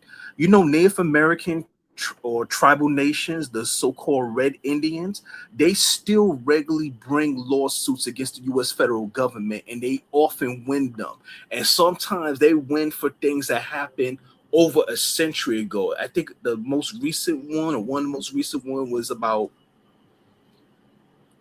I think it's about 4 or 5 years ago now. I hope I don't get the state wrong. I think it was Oklahoma. Well, the Supreme Court ruled that based on a treaty that was broken, that basically, I forgot which particular tribe it was, but the tribe basically should own half of Oklahoma. Now they ain't just giving half the state, but it's saying in terms of compensation they owe that money, and that's for a treaty that was broken over a century ago. When that treaty was made, our ancestors in the USA were still enslaved, the ones who wasn't freedmen. So if the United States is responsible for broken treaties where they happened 100 years ago or even earlier, how is the United States off the hook for slavery and Okay. Let me answer that question. Let me answer you. I would like to answer them too, CD. But Look, go ahead. someone like Morgan Freeman, right? He's lived through slavery. Anytime you ask him, I don't want to answer no slave, no racism. I don't even want to talk to you about that, right? You I say he's hear lived through Stephen slavery. I'm Smith. not sure if Listen, that's right. I hear Stephen Smith talking about it all the time. Justice Clarence, all the time he talk about it. Because you see me as an immigrant, I'm hearing from your prominent African Americans pushing back on slavery all the time. There's someone like Morgan Freeman. Go and listen to his interview. Go and listen to Stephen Smith, what he say all the time. So because But you Stephen hear A. it is an from me, immigrant. He's a Jamaican immigrant. that's why I get so But agitated. CD, let me answer They say it you all the real quick. time. Morgan Let me Freeman answer you in don't 10 speak for seconds, all right? FBAs. You name it, entertainers, man. Like, what are you talking What's a about? better option to everybody on the platform, even Dynasty, right? Is they trying to get reparations from the injustice that was done to black people in this country, or maybe getting an education, starting your own business, finding success in your own way? What's a better path to success for it's black not people? an either or game. Nah, Both we can we happen. are we Nah, are It's a reparations. false That dichotomy. reparation they stuff is nonsense, bro. Like, come Right. on. So that's the point CD is making. Like Yeah. you can dwell on a Nah, no, path, that's or not the you can point he's try making. you can Come chart a on. path for Go and yourself and show the become Native successful in this country. Americans Elvis, suing the come on. government Can we is not nonsense. can we not That's dwell on not this the point he's conversation? Everyone Let's who making. move wears on. these Let's move on. small hats He and the can't whole Move this you conversation on, can't tell please. people we're not nah. playing that game. I disagree with you, Elvis, on that. Please. Okay, I mean, hey, I Yeah, got a let's move the perspective. I'm a conversation on. liberal. I have a Thank you. certain way of thinking, but I'm saying there are people like the Larry Elders, like the But other prominent black people. Larry Like Elder is a coon. Larry Elder people will is not say even that Clarence a Native Thomas, American. pick yourself Clarence up by the Thomas is a bootstraps. Those coon. people have a different perspective than they've Larry been very Elder Thomas is successful Sowell not is using a their even coon. perspective. representing America nor Elvis, is Morgan respectfully, Freeman, nor Larry is Holder doesn't Obama. speak Obama for was against all FBAs. reparations. That don't mean that we're gonna I listen can't to hear you, man. So Obama. I think the brother's talking here. Oh, You my said bad. Go ahead. Larry Elders. He's a successful businessman, a politician. He's from California, like Donis. Yeah. They share a similar political ideology. So I think Donis likes No, him. but I'm saying he doesn't speak for all So FBAs. It's like a minority, because but they He Larry don't. don't speak. Elder He don't speak for disagrees. none of them, to be honest. Come on, it doesn't speak. It To doesn't me, speak for all of them. it sounds like a Y'all want to conservative. Yeah, it classify I sounds don't know him, Yeah, but he's a to me, coon it Yeah, sounds he's like a a conservative. conservative. conservative against who humanity. who There's no who is a statute of limitations. businessman, and that's how they There's a speak. lot of They're very prominent black people saying But hold on, individualistic hold on. in their Let mindset. wait, Pastor King. One second. All right. One second, man. To me, I don't know the guy, but he sounds like a conservative. I'm not in America, and who got that individual mindsets, half quote unquote Nigerian mindset, but Oh probably my FBA, gosh. and also a businessman. Oh man. Probably a But Africa, businessman a lot of and a prominent businessman. African I don't know Americans him. think that way. A lot Diners of on this them. show thinks like that. I don't know A why lot of them. you guys are dodging it. That's how Diners see it. Yeah, because No, they hear it but from this me I'm a is before liberal. I ever hear it. Guess I'm on the what? other That side of the doesn't spectrum when speak it comes for to these people politically, but that's how they Black see it. Americans. They see it the no. same way that I I hear see that. it. I hear that. Hold on, But Let Pastor King get a that's the saying, reason sir. why. Pastor King, That's the go ahead. reason. Yeah, one second. That's the reason. No. Ignore it. But that's the reason why I understand. The only bit I disagree with my big brother is when he trying to. Anyway, let's move with the conversation. Let's move this on. Let's move No, on, no, please. No. I think we every black people went through Hold every on. struggle in this country. They went through every pain. But do you want to hold on to that yeah. forever?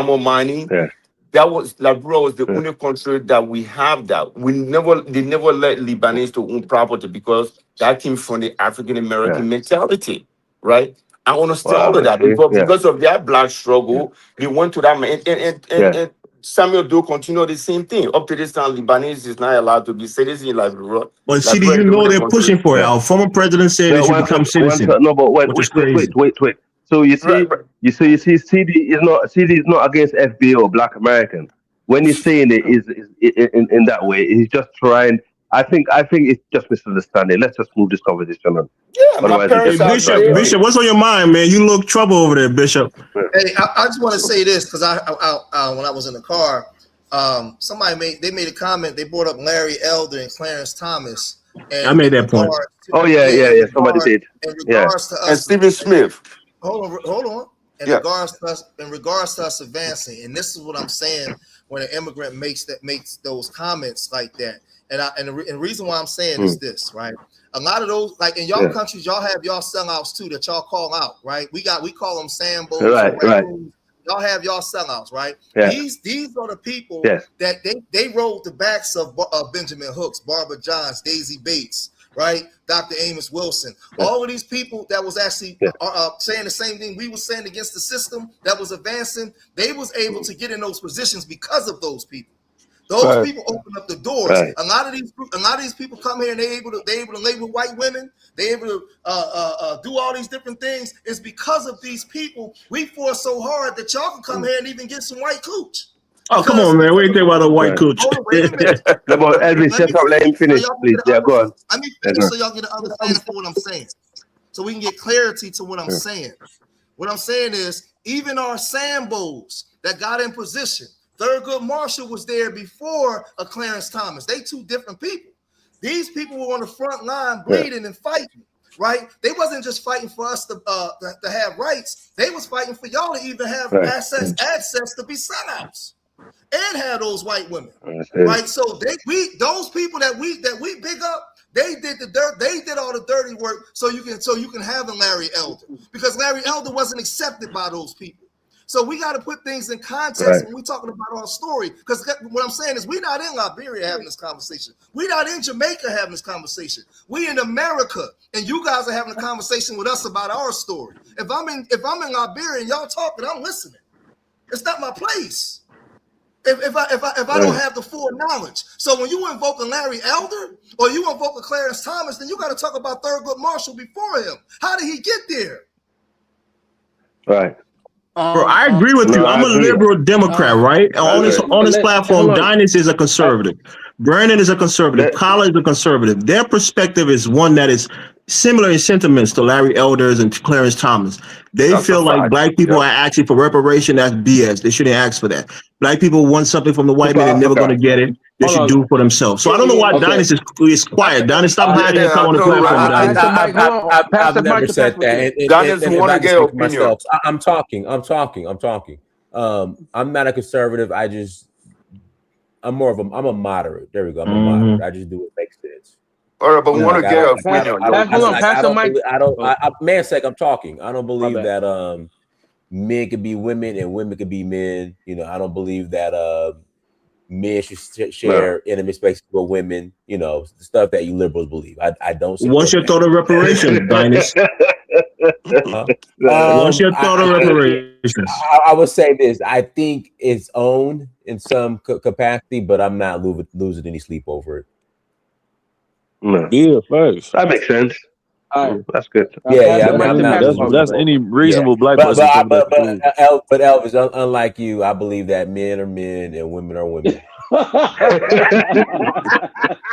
Dynas. I told you I don't think that's very important, Dynas.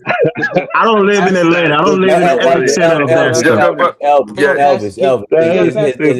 Is a trans woman a woman? Elvis, is a trans woman? No, I told you before. Only a female can become a woman, right? But I told you being a woman is subjective because certain cultures you got to be subjective. Listen to what I said.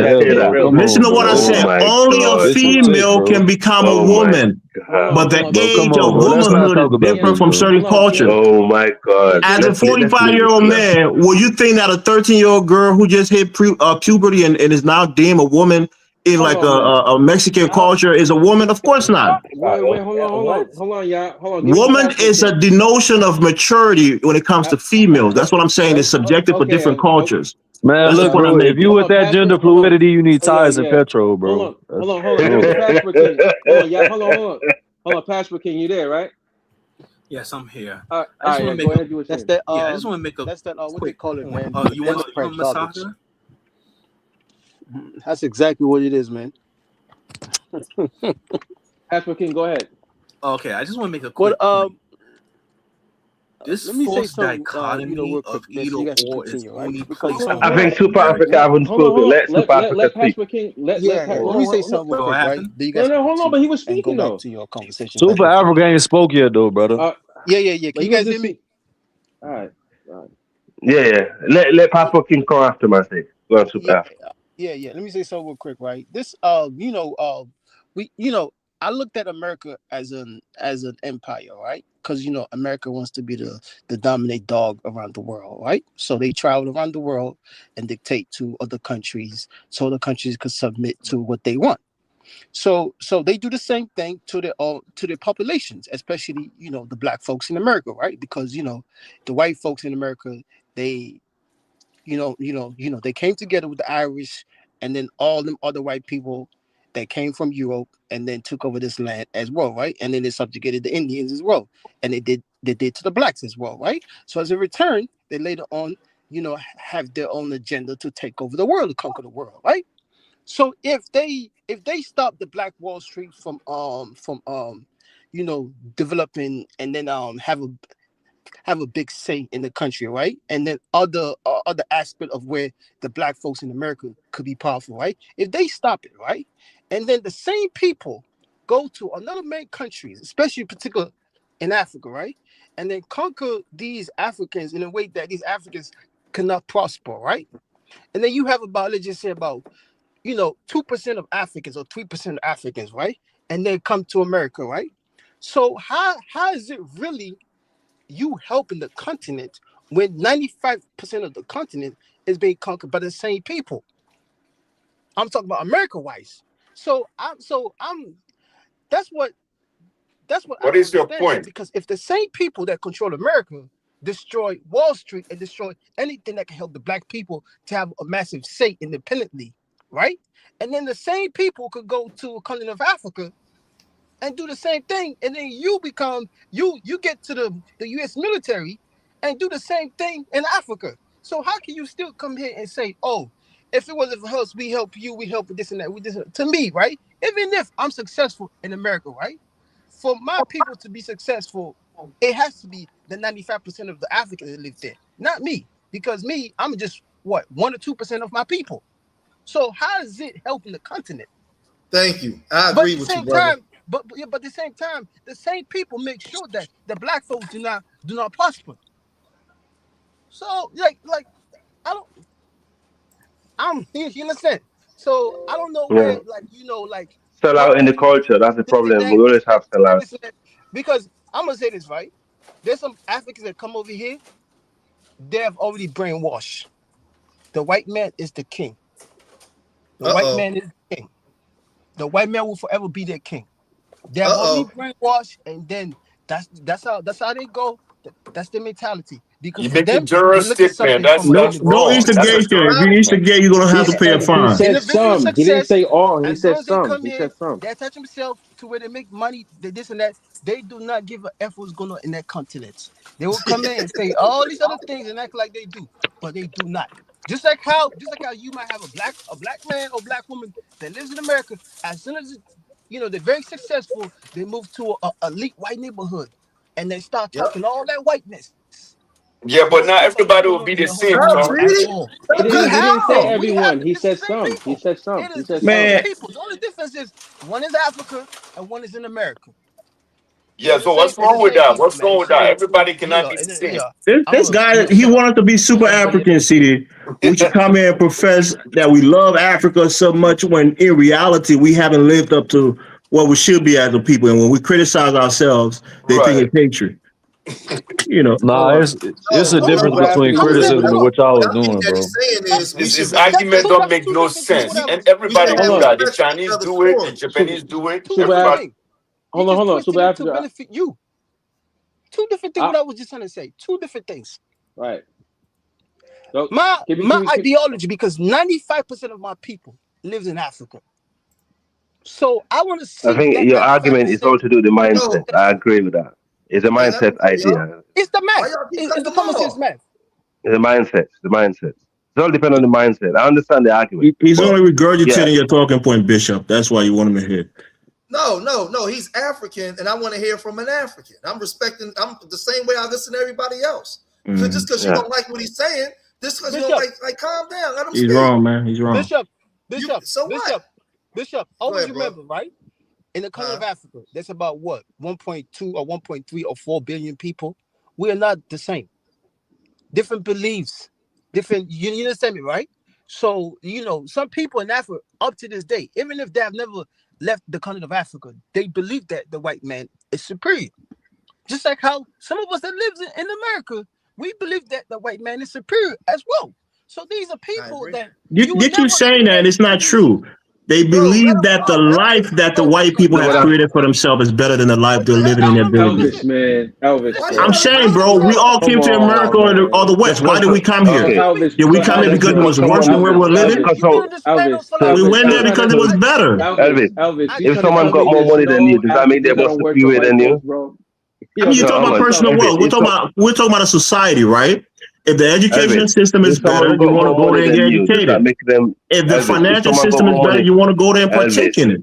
Hold on, bro. Let me flesh out my thought, please. Superior than you. It's not you using the word superior. We're saying people are doing comparative analysis back home. They look at their life and they look at the upward mobility in these Western countries and they want to come. It's not just Africans. It's Asians that goes to Europe and come to the United States. It's other Europeans, that come to the United States. People look at their current situation, their socioeconomic situation, and say, "Well, I probably have a better chance." Arguing with that. Nobody's arguing. And that's the point. So what are we saying? Nobody's arguing. We know Elvis. So just saying that things are better here, how is that saying the white man is superior? Elvis, you're trying to shift the goalpost. No, that's my point I've been making. That we benefit from their system that they built. Don't reflect that. Don't reflect that fully, brother. So you're being disingenuous right now. Okay. When I tell you what my thoughts are, I'm being disingenuous. I've said it. No, you can say what the essence of it was, but that's not everything that you were saying. You had you had undertones of it being, and I'm not gonna say undertones. You damn near blatantly said that they're superior in terms of them building. No, I never said it. Never came out of my mouth. You said you inferred it, but it never came out of my mouth. I'm saying the systems are better than what we have back home in our country, and it is. No, you said it's currently stated. You said that basically superior is currently stated. Oh my God, you're trying to infer. Don't do that, man. That's the word. That's what you basically said, bro. Bishop, being disingenuous, because I asked you when you was talking. I asked you. Hold on. I said specifically. How do you see? I asked you specifically. You answered it direct. What did you say again? What was the question? When I asked you about proximity to whiteness. You said, I said, do you believe? Wait a minute. I asked you because I didn't want to put words in your mouth or speak for you. I said, do you think that there's more superior? You said in ways they are. That's what you said. Out of your no. Your question was black people verbatim. No, your question was about black people. Yeah, it wasn't that. I'll never say white people are superior. I'm saying as Africans, we haven't figured out a way to keep our people on the continent by giving them a better life, by maybe even emulating some of the things that the white man, society has built in the Western Western world. That's why many Africans leave our homelands and we come here. It's a reality. Why are we trying to front? Can we pass the mic to Passport King real quick? Hold on, just give him like 30 seconds. Hold on, no, Super Africa, hold on. Super Africa, hold on. Super Africa, let Passport King have it. Hold on, Super Africa. Hold on, Super Africa. Just give him a minute. Just give Passport King because he's supposed to speak for a minute. Passport King, you there? Yeah, I'm here. My bad. You know, some people, Super right? Africa, Super Africa, you just cut him off. Hold on, Super Africa, hold on. Super Africa, hold on. Give somebody else live. But wait. Hold You on. want to ask the man question? Super Africa, hold on. Pastor King wants to speak. They have a different way of talking. Give him a minute. They don't give him like there's Super Africa. There's no consistency. I don't think he can hear you. But I don't think he can hear you. Here. Go ahead, Pastor King. Thank you, Masaka. Thank you, everyone. I just wanted to double back real quick to the whole reparations thing. And I think there's a very disingenuous argument that's a false dichotomy that Black U.S. slavery descendants, freedmen, FBA, ADOS, DOS, that we can't get reparations, so we should just focus on just building ourselves up. No one's saying that we should not build ourselves up. We've been doing that since post-slavery for over a century in this country and been very successful at it. In the United States, the two richest Black people, and it's not Puffy, it's not, well, he go by P. Diddy now. It's not P. Diddy, it's not Jay-Z. The two richest Black people in the United States are both FBA. Robert F. Smith is one, and then there's another gentleman, oh my God, his name is on the tip of my tongue, who's even richer than Robert F. Smith. And they're both FBA men. That's Stewart. That's David Stewart. No, it's not Byron. Byron was it's David Stewart. David Stewart. There you go. Thank you. And they're both FBA he from Kansas City. But guess what? Even when you look at the FBAs who are billionaires, that still does not erase the crimes of slavery being a crime against humanity. So we can't say, okay, well, because they're billionaires, Oprah's a billionaire, Jay-Z's a billionaire, and yes, there are enough Black Americans who are millionaires mainly through owning homes that Black people don't need reparation. That's not how it works. A crime against humanity needs to be addressed. And even if it doesn't happen in our lifetime, it may not happen in our children, it may not happen in our grandchildren. That's okay, as long as it happens. That's what matters. And that's why I want to make the point about that, this false dichotomy. And mind you, it's not that we can't get reparations. That's not the issue. It's the government, and we know, I'm going to state the obvious, they don't want to pay it. It's not that we can't get it. And the part of the reason why they don't want to pay is because the real cost, just in cash alone, is way more than what most people talk about. I hear people talk about 20 million. No, that's a serious undervalue. The full amount of reparations collectively is about 400 trillion. Oh my God. Brother, you can't even put no price on it, bro. Like that's why it's pretty nonsensical. Hold on. I'm just talking the cash reparations alone for how do you quantify it? You can't quantify that, brother. Why did you get us into this? Why did you get us into this? In the 1990s. You should have let the conversation move on. Man should like to listen to him and laugh in the background. That's why. I wasn't. He was trying to speak for a minute. Give me a minute. So when you break it down, that's about between $4 to $5 million each for every U.S. slavery descendant, if you want to take on an individual basis. So again, it's not that the country can't pay it. Go and build Liberia. Go back and work with the locals, native, build Liberia, and get some. Salon Baba, take him to Freetown, Salon Baba, and give him some land there. I'll land my plane there. Yeah.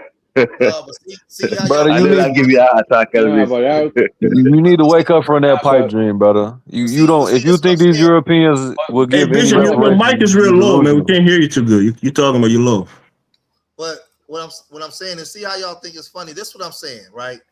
Because this is the thing, right? If you go back to the 60s, when Pan-Africanism was strong, right? You guys have your story. Elvis said he looked here, and they made a decision. Man, I got to get up out of here, man. I'm going to America, man. I can make the best of myself. But understand, where you come from, you have a story.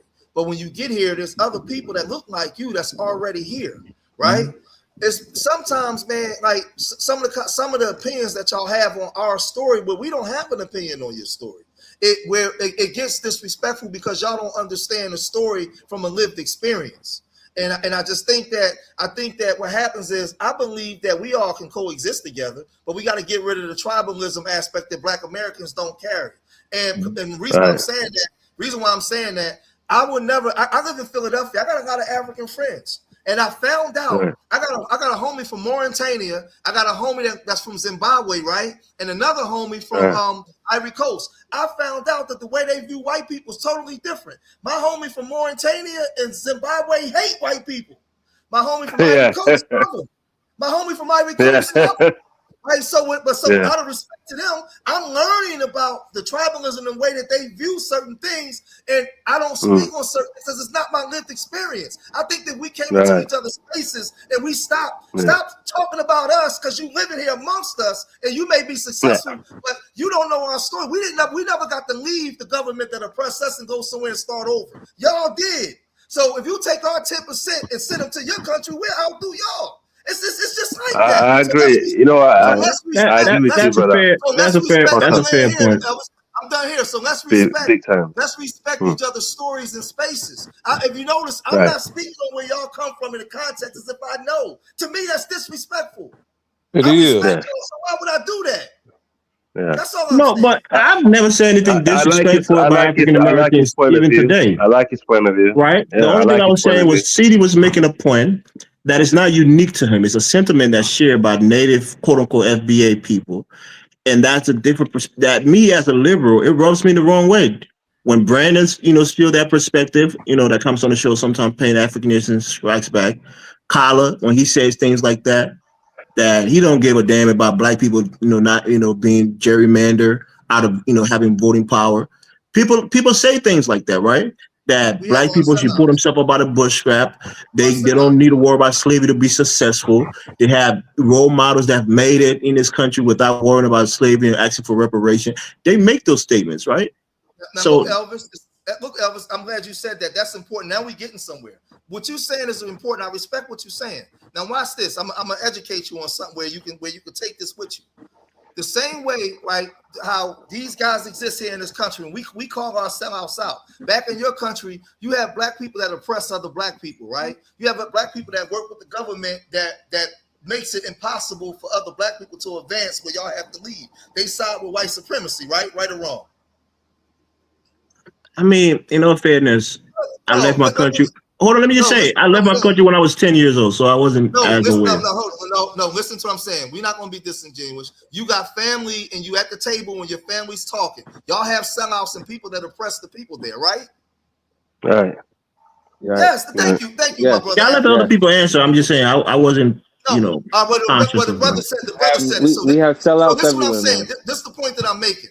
The point that I'm making, what I'm trying to tell you is, here in our country, these sellouts and coons, because I'm a black conservative, but I practice real conservatism, not this internet bullshit that they cater to whatever white people say. That's not conservatism. My grandfather was, because nobody was more conservative than black people. Is Trump conservative? In this country. Huh? Is Trump conservative? Bishop, have you been to Africa? Bishop, have you been to Africa before, Bishop? So I'm saying all that to say this. What I'm saying is this: the people in this country that actually fought and got murdered, churches was blown up. They fought for these people to be coons and sellouts because they never had close proximity to white people like that. They couldn't marry a white woman. They couldn't be sitting up there with white folks because we fought to get executive orders passed by my grandparents getting their backs kicked in and open the door for them to be sellouts. So they stand on the platform of a Fannie Lou Hamer. They stand on the platform of a Mary Bethune-McLeod. They stand on them platforms, but what they're doing is they cosplaying and they just grifting to make money. It's fake. So when you see a Thomas Sowell, you gotta understand who Dr. Nellie Fuller was. You gotta understand who these people were. But if you don't know these people, you don't understand you being duped. These people stand on the very people that you say that was seedy, or you guys that say, well, you complaining. If it wasn't for them, you wouldn't even know who those people were. They opened up the door for them to even be coons. That's what I'm trying to tell you. White folks ain't want them around. So we got to put things in its proper context. The same thing in your country where you have people that look like you sell your people out, right? And they take bribes and money, right, from the government, right? And y'all run from there saying it's the government that's oppressing us. Well, it was our government that was oppressing us. They just treat you different because you come in as a foreigner. Can I ask you a question, brother, quickly, as a conservative? Would you lobby the Republicans, right, the conservative Republicans, for reparation for your people? No, I'm gonna tell you why. Not under this administration. As a conservative, I believe in less government and black people doing for themselves, as Dr. Amos Wilson taught There you us. go. We Nice were, comment. but listen to what I'm saying. But this conservatism that a lot of these people practice is not conservatism. They are directly under the foot of these white people. And if they say anything that white people disagree with, they get cast out. So what I'm saying, that's not conservatism. Our people was conservative. Big Mama was conservative. She was able to do a whole lot with no education. We was able to feed families and build communities with less. We was the real conservative. They switched it around and got you believing. So what I'm saying to you is, when you see these people out here talking that conservative stuff, what I'm saying is they're standing on the back of the very people that you guys may criticize and say you complain too much. What I'm saying is there is no Clarence Thomas. There is no Clarence Thomas without Thurgood Marshall first.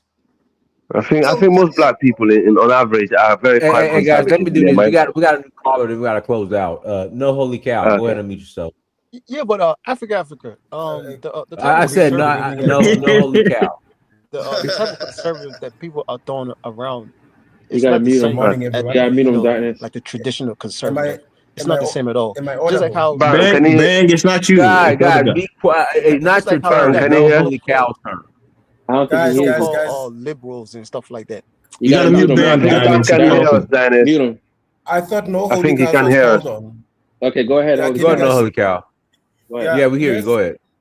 Okay, let's get a few things straight. I'm just gonna comment on the topic here. It says to Black Americans and South Africans, something whiteness. First and foremost, Black Americans are not the ones going to Europe where white people are not the ones that are migrating to Australia where white people are. South Africans, Black South Africans are not migrating to Europe where white people are. South Africans are not migrating to Australia where white people are. So this question about closeness to whiteness should be directed at the people that are going to where the white people are. Secondly, the white people came to you, bro. Hold on. No, holy cow. So what you're saying is, holy cow. This is the host talking. Hold on. So basically, what your comment is, you have a number of, we'll just say, Black immigrants who are leaving their Black countries to go migrate to white countries. Exactly. Before we can say that Black Americans and South Africans are trying to be close to whiteness, we are not the ones moving to where white people are. The other thing, my second point is Black Americans. It's not making any sense, is it? My second point is, I'm sorry, I thought I was dealing with adults here. The way adults talk is that you let somebody speak their point and then you can argue. Otherwise, if this platform is for children and immature people, if you come in like you're some comedian. Don't interrupt. Don't interrupt him. Don't interrupt him. Go ahead, holy cow. You see that when you interrupted, I kept my mouth shut so you can finish your point. Allow me to finish my point as well, then you can rebut.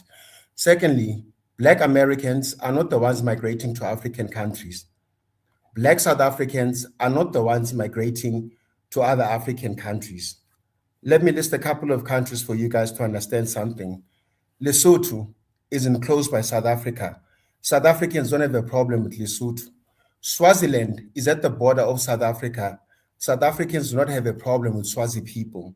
Botswana is, in fact, Botswana is 20 kilometers from where I'm staying right now.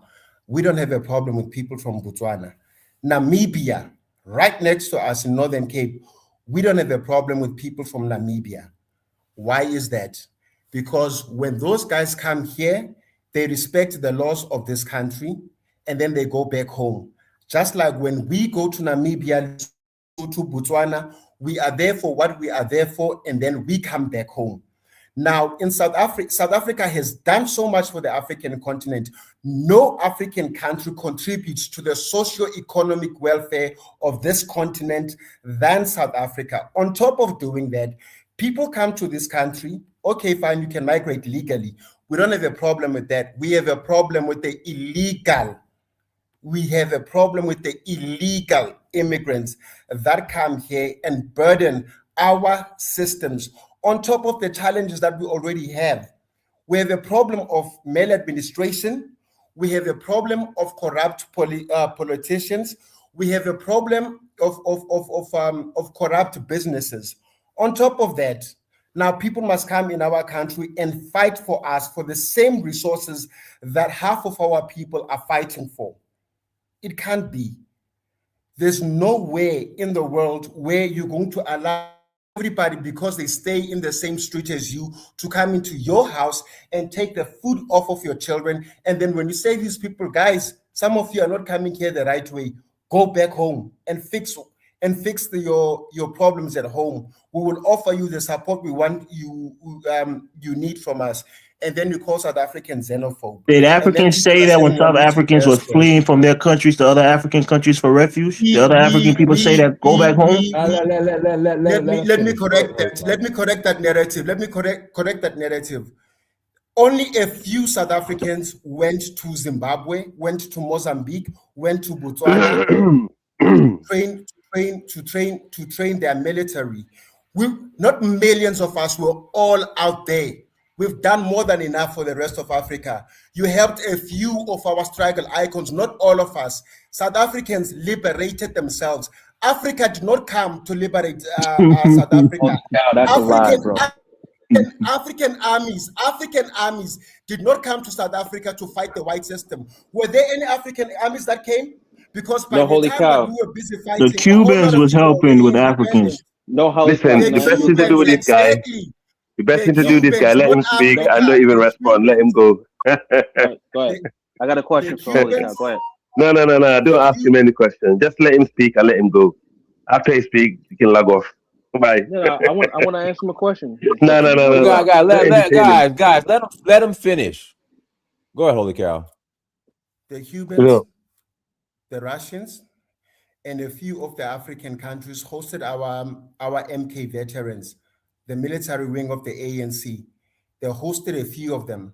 Most of them were in Mozambique and Zimbabwe. This thing that the whole of Africa supported us, show me proof of that where it is documented in history. Go ahead. Show him the text. Okay, Elvis, be quiet. Go ahead. Holy Cow. Go ahead. Holy Cow, this is the host talking. Holy Cow, this is the host talking. The Mandela tax from out of Nigeria. What did Mandela do in Nigeria? Mandela went to Nigeria only. No. I said the man. Are you from, man's sake? I'm not. It's not. Guys, be quiet. Holy Cow, are you familiar with the Mandela tax? Okay, so Nigeria, they had a tax where they taxed like their civil workers and children in school. They raised a lot of money and sent to the ANC. Where is proof of that? Because and then also too, I want to say a number. That was discussed during the TRC, the Truth and Reconciliation Commission in South Africa in 1994. There was no proof of that. There was no proof of that. That was discussed in TRC after 1994. Where's the proof? Where is it documented? So real quick, Holy Cow. So you're saying Holy Cow, man. I just want Holy Cow. Holy Cow. It's the host talk. It's the host talk. It's the host talking. So Holy Cow. So what you're saying, I'm asking the question. It's the host talking. So he's insulting me and he's doing the same thing. Guys, stop talking. Stop talking. Be quiet between me and Holy Cow. So what you're saying is that the Mandela tax didn't happen. Exactly. Okay, go ahead. They have receipts. All right, go ahead. Does anybody have receipts of this? All right. So we are here where we are right now. Right. South Africa was liberated in 1994. All of this time, we have been taking in illegal immigrants that have been a burden on our socio-economic systems. Now, let's suppose. Let me take your argument. Let's say, okay, the rest of Africa helped us. Okay. How long are we supposed to help the rest of Africa before we help ourselves? How long? 20 years, 30 years, 40 years, 50 years, 100 years, including the economic help that we are giving out to Africa already. How long? How long? So how are you helping those people who got shops in South Africa? Are you helping them to start their shops and their businesses? Okay, okay. This is we're gonna talk about what recently happened. Where did that happen in South Africa? No, you say you're helping Africans. So when an African go there and start a shop, you know, I am a asking provision you, store, I are am you helping them start that store? I am asking you, you're saying that we looted their store. I'm I asking didn't you, say that, bro. What are you talking about? You said you can't help Africans, right? I'm saying when an African goes to South Africa and start a provision store where you can okay, buy rice and toilet paper and other things, how are you helping that okay, person? who is supporting that person's business? When Oh, that so person this opens is a it's business, who's commerce, buying from right? them? So you're saying that they're not providing a service to you when you need to wipe your ass and you go into the store and buy toilet paper? That's not a service to you?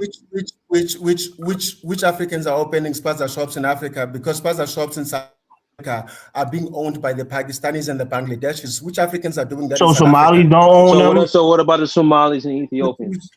So Somalis and Ethiopians are Africans now, because last I checked, even Oh in my, America, this they were guy, what saying are that you they're not kidding me? Are they We not Muslims. just asked you Africans? a question. You just Nah, he He's do saying got they're a not point though. Africans. That's his He do rebuttal. They're got not a point Africans, though. so they don't They count. do be trying to other themselves. Did I Okay, say he said something they're not about South Africans? Africa not going Did after I say they're not Namibians. Africans? Hold on, you said something about South Africa not going after Namibians because Namibians are Yeah, okay. But let me yeah. read this. Former Namibian bus driver Semfred Shinlongo, who lost his eyesight after violent attack in South Africa, says the Namibian government acted too late to repatriate citizens Where are you reading this from? living there without proper documentation amid rising safety concerns. This is a Windhoek Observer, appears to be a No, no. Namibian paper. He lost his eyesight from Okay. attack from South Africans. So What you I were said. saying That cheated my girl who was the Miss, South Africa. Her mother, I think, is Listen, Yeah, from Mozambique. Her father is an Igbo from listen, Nigeria. They went against yeah. her.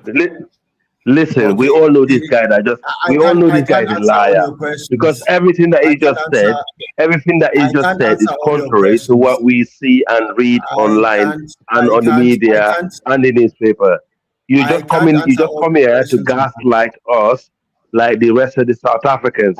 You're Africa, very Why Africa, are you into dishonest. your feelings, my You're Africa, man? very Africa. dishonest, Let me Why are you low into ask your feelings? self-esteem, Africa, low Africa, level Why are black you in your people. You're feelings? weak. Africa, Just be Africa. Hold on, honest. hold on, Am I weak? Africa. Then why Hold are on, you hold on, coming hold in on, the Listen, country hold then on. if I'm so Africa, weak? Why are your if Africa, people South in my Africa was my country hold on. toilet, are I weak? would never. If Africa. South Your Africa people are was my so toilet, I strong. would Why never are you use not it. strong in Africa. your Mastic, leave country? it.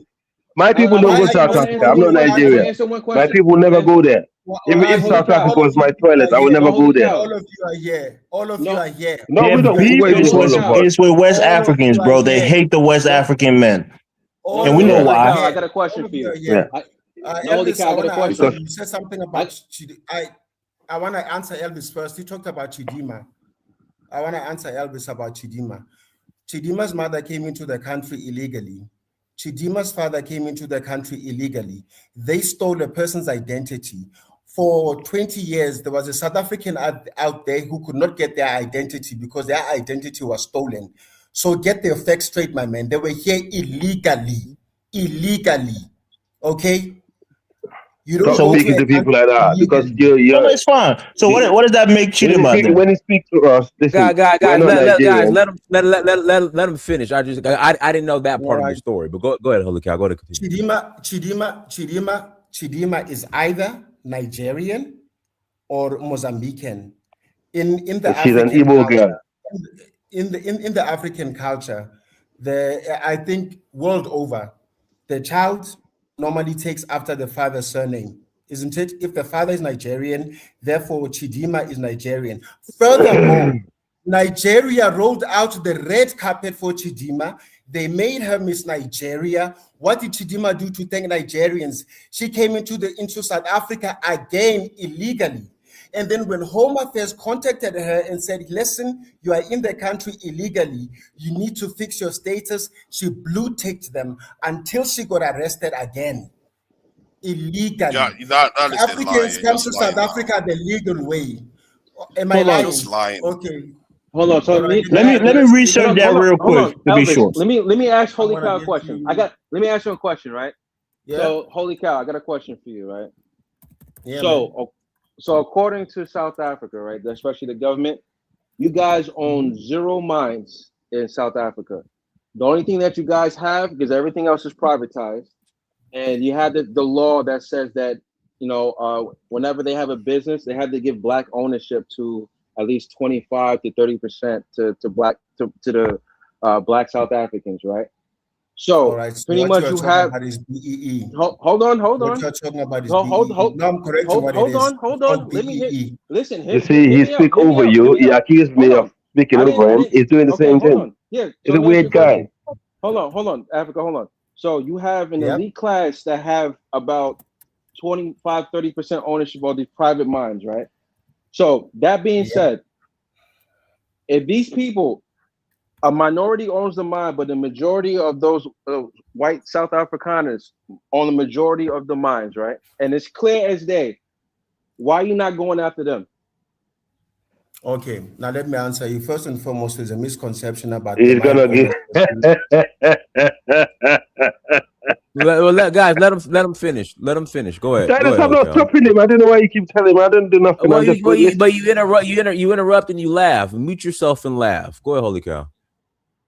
All right. So let me correct the misconception. Correct that some of the mines are not owned are not in the hands of South Africans. But some of the ownership in those very mines you are talking about is owned by a few Black people, just like the majority of some of those mines is largely a few white people. Not all white people own them. Secondly, there are mines that are community-based. So a person will come with their investment, 50% of the mine is owned by them, 50% of the other mine is owned by the community. I am talking about your Pilanis Platinum Mine. I am talking about Tarisa. I'm talking about Sibanye Stillwater. I am talking about Samenko. In fact, one of our success stories, if you can Google them, a company called My Soul. It's a Black-owned company. It is taking over in Storm. And then the other thing is Black South Africans actually have businesses that are going on with the mine. It is part of the broad-based Black economic empowerment. So let's say you, Elvis, you've got the money for the infrastructure and everything else. You own 50% of that, but the procurement, the other services of the mine, at least 60 to 70% of those businesses need to go to Black South Africans. That is the thing that some people do not know about what's going on in South Africa. I work for one of those mines. I work for a company that is subcontracted to work in the mines. We take care of the employment of some of the people. So when I'm talking about this one now, I'm talking about my bread and butter. So Black South Africans are doing well, right? Black South Africans are doing, Black South Africans are doing well, but like any other country, we have our own challenges. We are y'all not quite need 100%, bro. That's we y'all's are not land, bro. quite there yet where we want to be. Hey, my man, we are not the ones in other people's countries, ne? We're in our own country. I'm not saying you are. I'm saying y'all need, y'all goal needs to be 100%. Hold on. Let me correct that. Let me correct that. Hold on, let's do Naja speak real quick. Let him speak. I got you. Let me just start. I will be very brief. I'll be very brief. 2 seconds. Hold on, 2 seconds. 2 seconds.